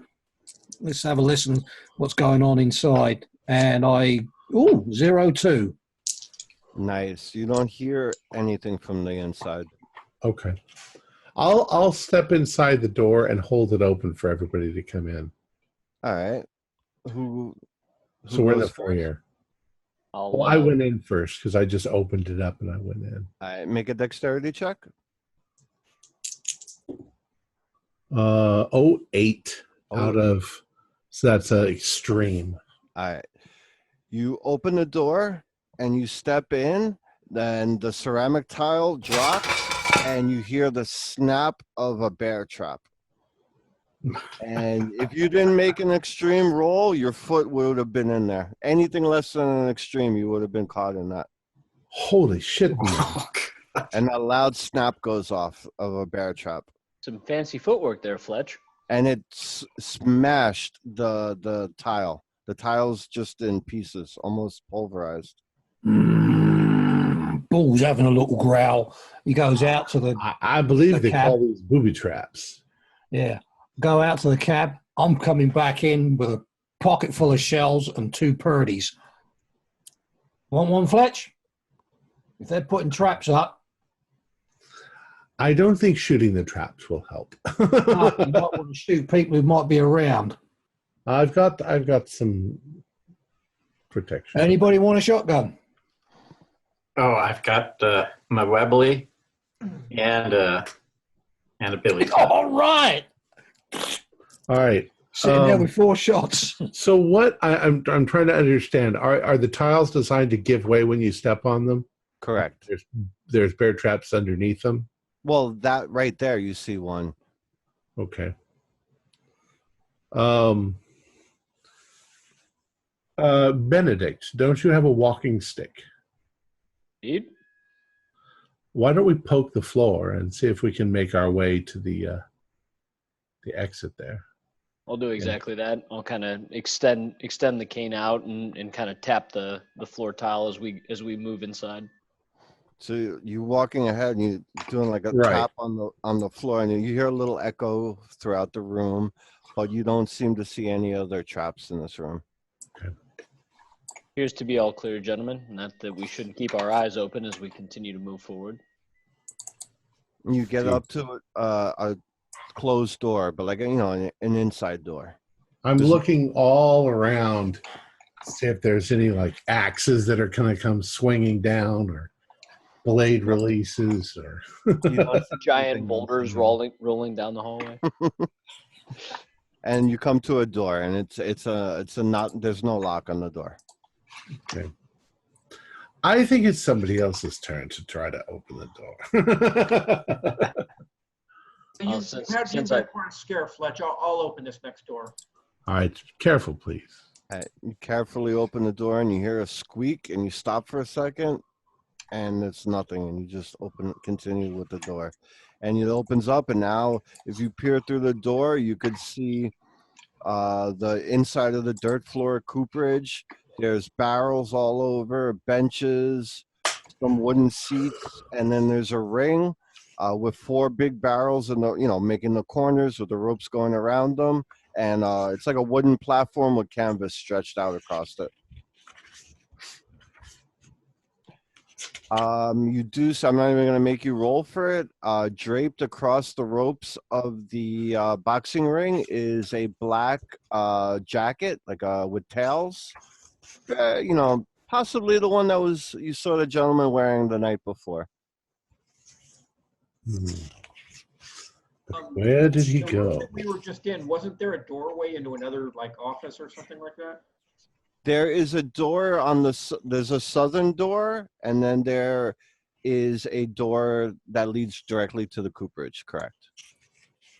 I will email you guys all a map, picture of this map if you want. That way you could bring it up whenever you want to look at it. Mm-hmm. And like I said, you didn't go through the southern door yet, but you do see the ring, and you see the coat draped across it.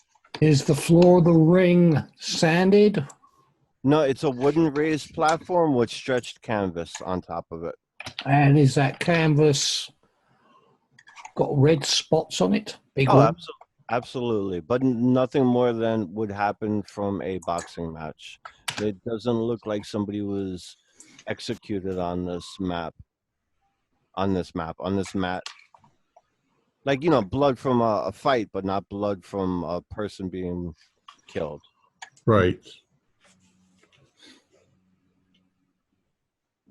Well, gentlemen, now there's quite a few workrooms and things all around us. If we step out into the ring area, you should I'm sorry. You should be receiving that email. There might be a blank one, and then I resent it again with the map. So if you open it up and it's not attached, open up the second email. Okay. Sorry, what was the question? When we look around us, if we're near the ring now and we look around us, there's doors everywhere, right? Correct. Different rooms. Yep. Okay, I see. Yeah.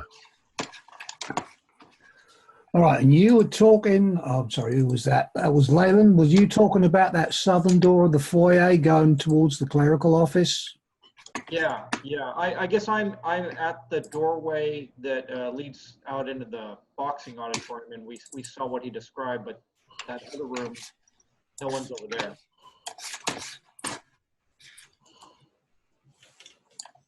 And as a reminder from what you guys told me, what did you see last night where the lights dimmed? Was that over towards the barrel storage? We saw the lights. We saw the lights. All we could see were lights in the center where the ring is. Right, so after they walked in, they moved towards the top left of where the map is, was my understanding. Yeah. Interpreted But that. we could Towards really that back office? we could really only see their shadows, Yeah. right? Correct. Right. So obviously the light was between them and wherever you saw. Sorry, the light was on your side of where you could see their shadows. Right. So we must have been. They must have been on looking at the map on the left side of the ring, walking. Mm-hmm. That's what you would assume, correct? So Yeah. barrel storage, back or office, and potentially the unused storeroom. Correct. Correct. Right. I suppose also, because I'm not sure if that's a door that I can see there, it could be towards the back room for the boxes. Yeah, it could be there. And they, of course, could have circled the ring and come back to any other room. I don't know. Are there any like drag marks from the ring in any direction? Maybe. You don't see any there in this room, no. Right. Like I said, I'm not gonna sort of like. I'm getting a little bit leery about wasting too much time deciding where you want to go, boys. I'm going to step out into the ring or the auditorium area through that door and move into that corner where that little cart is. And pretty much I've got a shotgun in each hand, and pretty much I've got one pointing along the front of the back room for the boxers and one covering into the center of the boxing auditorium. Where do you guys want to go? Do you want to just clear rooms clockwise or counterclockwise? Should we stick together? Why don't we start at the clerical office and work towards the, it looks like we can stay inside and do the office and then the barrel manufacturer. And at that point, we'll have to kind of go out into the auditorium. All right. All right. So we- clerical office first? Sure. Yes. And we're looking for, I don't know, stairs going down or a door to stairs or a trap door or some way that they could, I mean, we're assuming still that they're going underground. Right. Should we Yes. pair up to speed this along? I agree with what Bull's saying, that time is sort of of the essence here. Okay.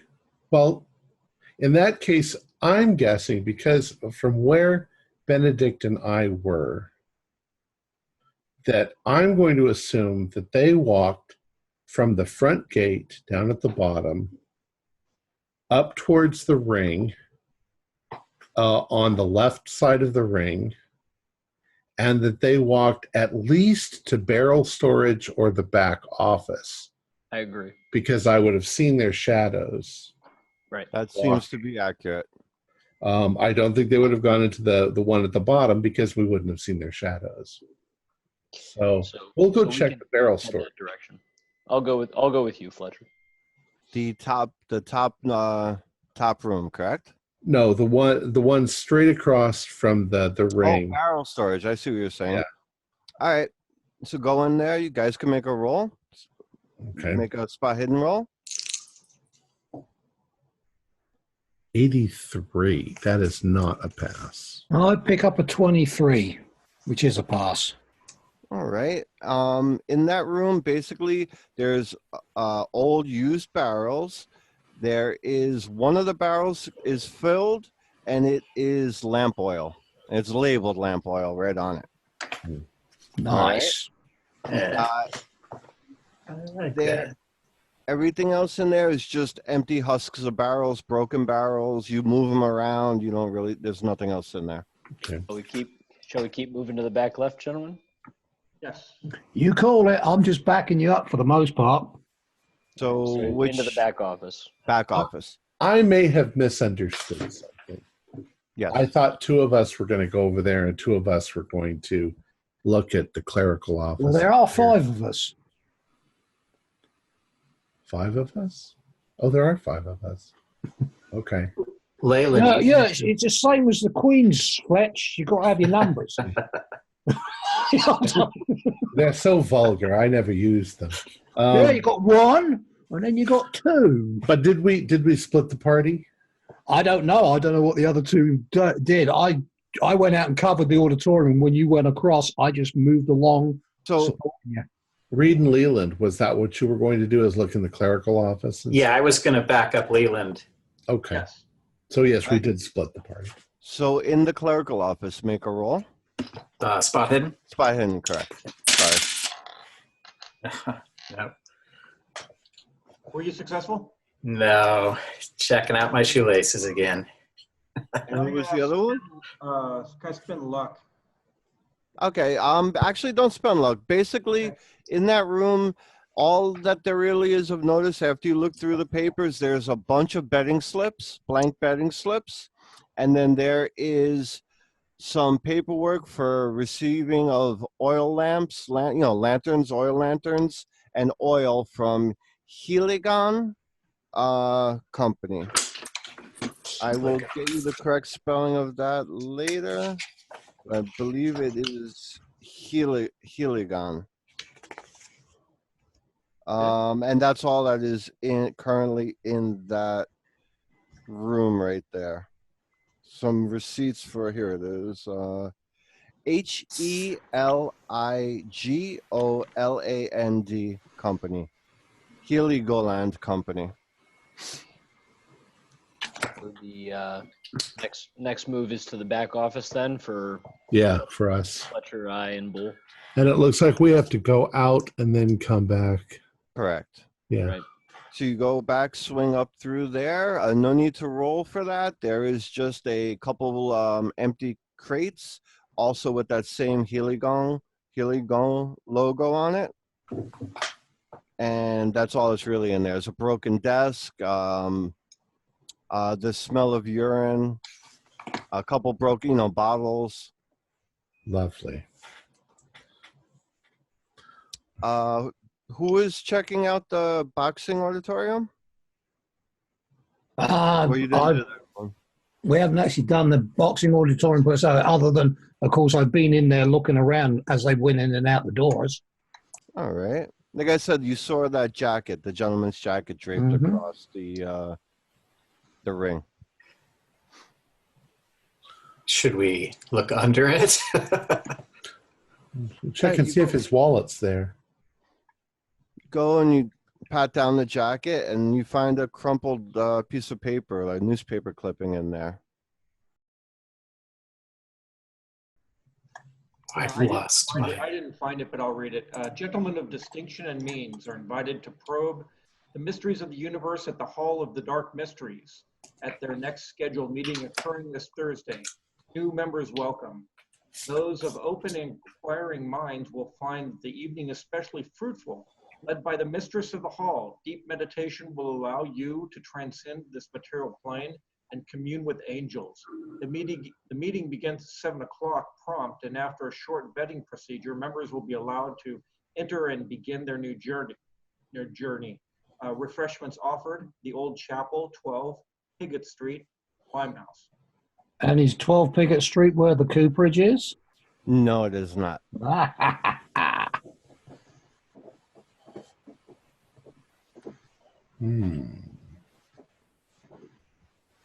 So you do find that note.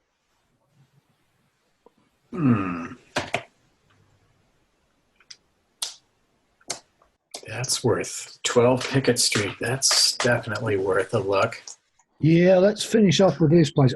I'm actually going to clamber up onto the ring area because I am going to try and figure out if I can work out what Bare Knuckle Bill may have been looking at when he got distracted by following the story of what those guys in the pub told me. Make a I don't know, an intelligence. Make an idea. Okay. And I guess Ben and I are going to look in the back room for boxes. Sorry, intelligence roll? Yeah, or educate, whatever, education, intelligence. Okay. Well, basically, I would have failed my intelligence, but I do pass my education with a regular. So you position yourself in the what would be the northwest section of the ring, and you look over your shoulder, and it looks directly into the back room for boxes room. The room that says back room for boxes. And I'm just going to, whoever's out in that auditorium or coming out of those doors, I'm going to point one of the shotguns towards those 2 doors. Well, that's actually where we're going right now. Okay. Because we just came out of the back office. Right. The Later urine with that, I stuff. should be. All right, so who's walking into there? Ben and I. All right, so you guys walk in and do a spot hidden. Nope. 30. Spot hidden. Actually, make an idea roll. It's a pass. All right, so you guys walk into the room, and you're looking around, and you see more lanterns, burnt out matches on the floor. They spent some time in here. There's also a newspaper. If you pick it up, it is a newspaper from Ireland, which is it's a separatist newspaper. I will actually just give you the name of the newspaper later. It's not too important. What is important about it is that it's an Irish newspaper from Ireland that it's basically a Fenian movement newspaper. We're Now- getting closer. I'll pick it up and fold it up and place it in my pocket to show the others later. Now make idea rolls. 19. 24. That'll definitely do it.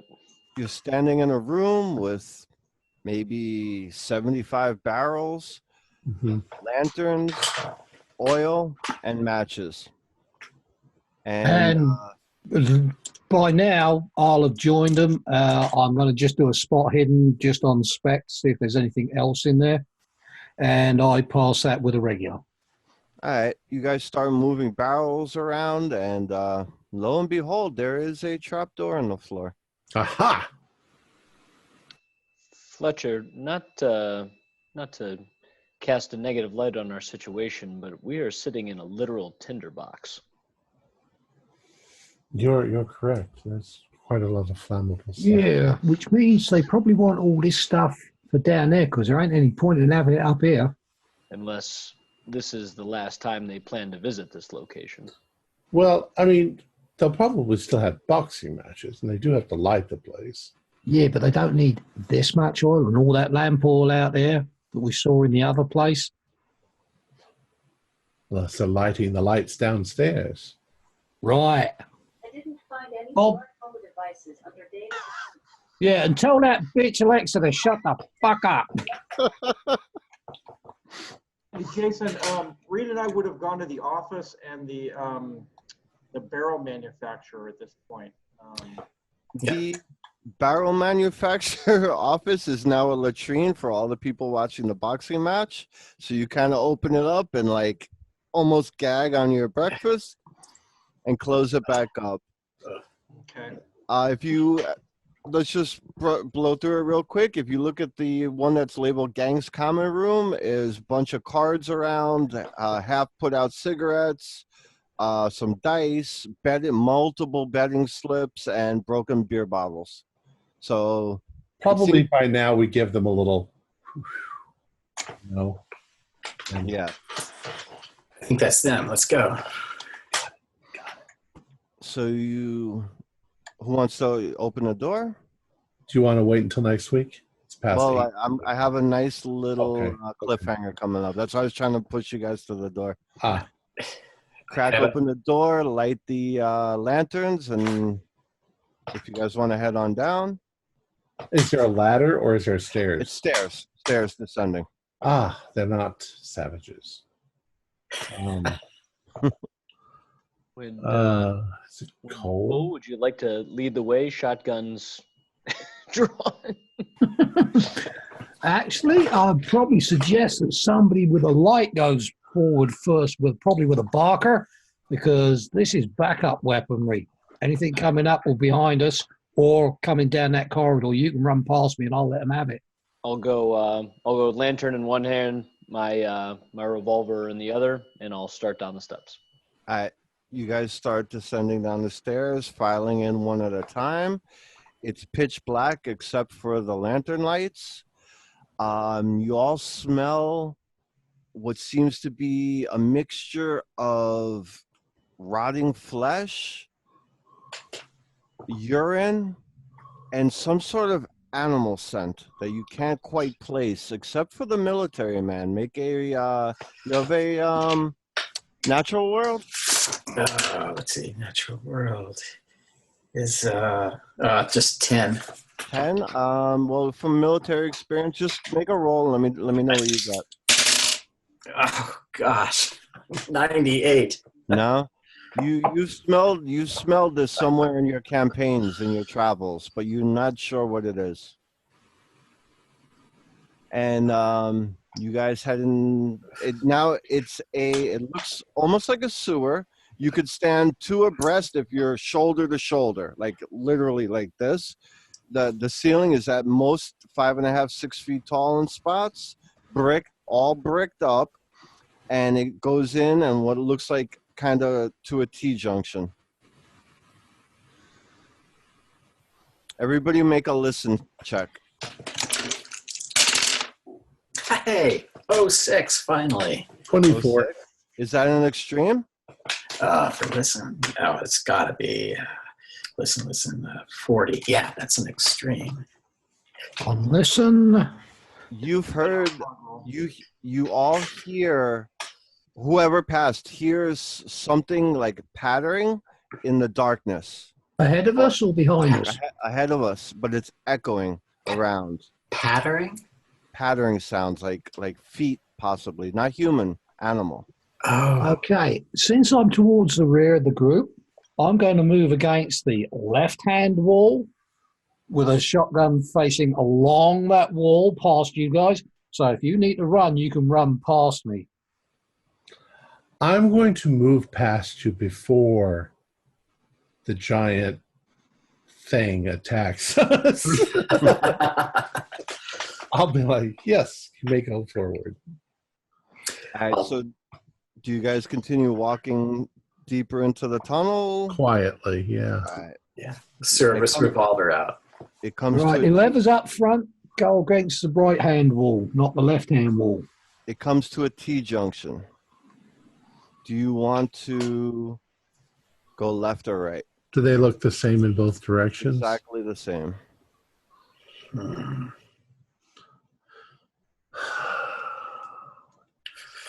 Anyone want to flip a shilling? Eeny, meeny, miny, mo. 1 potato, 2 potato, 3 potato, 4, 5 potato, 6 potato, 7 potato more. Fletch, you go left. We can't just keep standing here and chattering. Let's go to the right. Hurry. To the All right. right. You guys start going down the right, and it curves off soon after, and it loops around like a. You go to the right, and it makes a hard left, and then back in, and you're hearing now a almost like a bassy, like how shall I describe it? Like kind of like almost like a growl, but not a growl. And Reed, it hits you instantly where you've heard this sound. You've heard this sound while you were in Africa, and it's definitely some sort of a cat. Oh, this is not. Hey, tiger. In the briefest of seconds, there is a flash of something running past you.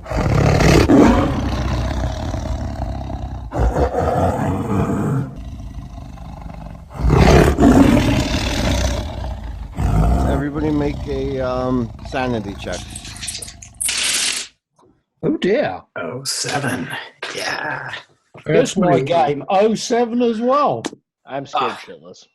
For those who failed, D4. For those who passed, take 1 point. 1. Okay. And that's where we're going to leave it. Oh, God.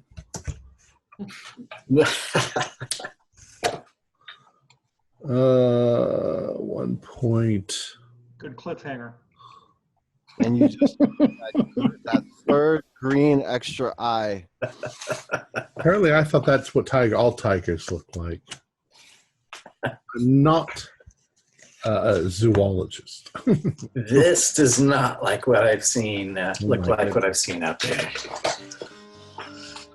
All right, our players included Joshua Hook, Kevin Glazner, Raymond Offord, Stuart Lipley, and myself with Jason Nolanchuk as the keeper of the secrets. We're currently producing up to 4 shows a week with music and sound effects added in post-production in order to create a richer listener experience. We provide audio-only versions of our shows free for you to download from Podbean or iTunes. If you'd like to become a patron, visit our Patreon account. Just $1 to a month helps us a lot. You can find a link in the description below. Like, share, and subscribe to our channel and punch that bell icon for updates on our latest shows. And leave us some comments. We enjoy reading them and answering any questions you might have. This is Tom Rayleigh, together with all the members of our gaming club, inviting you to journey with us once again into the darkness for another adventure into the universe of H.P. Lovecraft and the Call of Cthulhu role-playing game. Until next time, good luck, good gaming.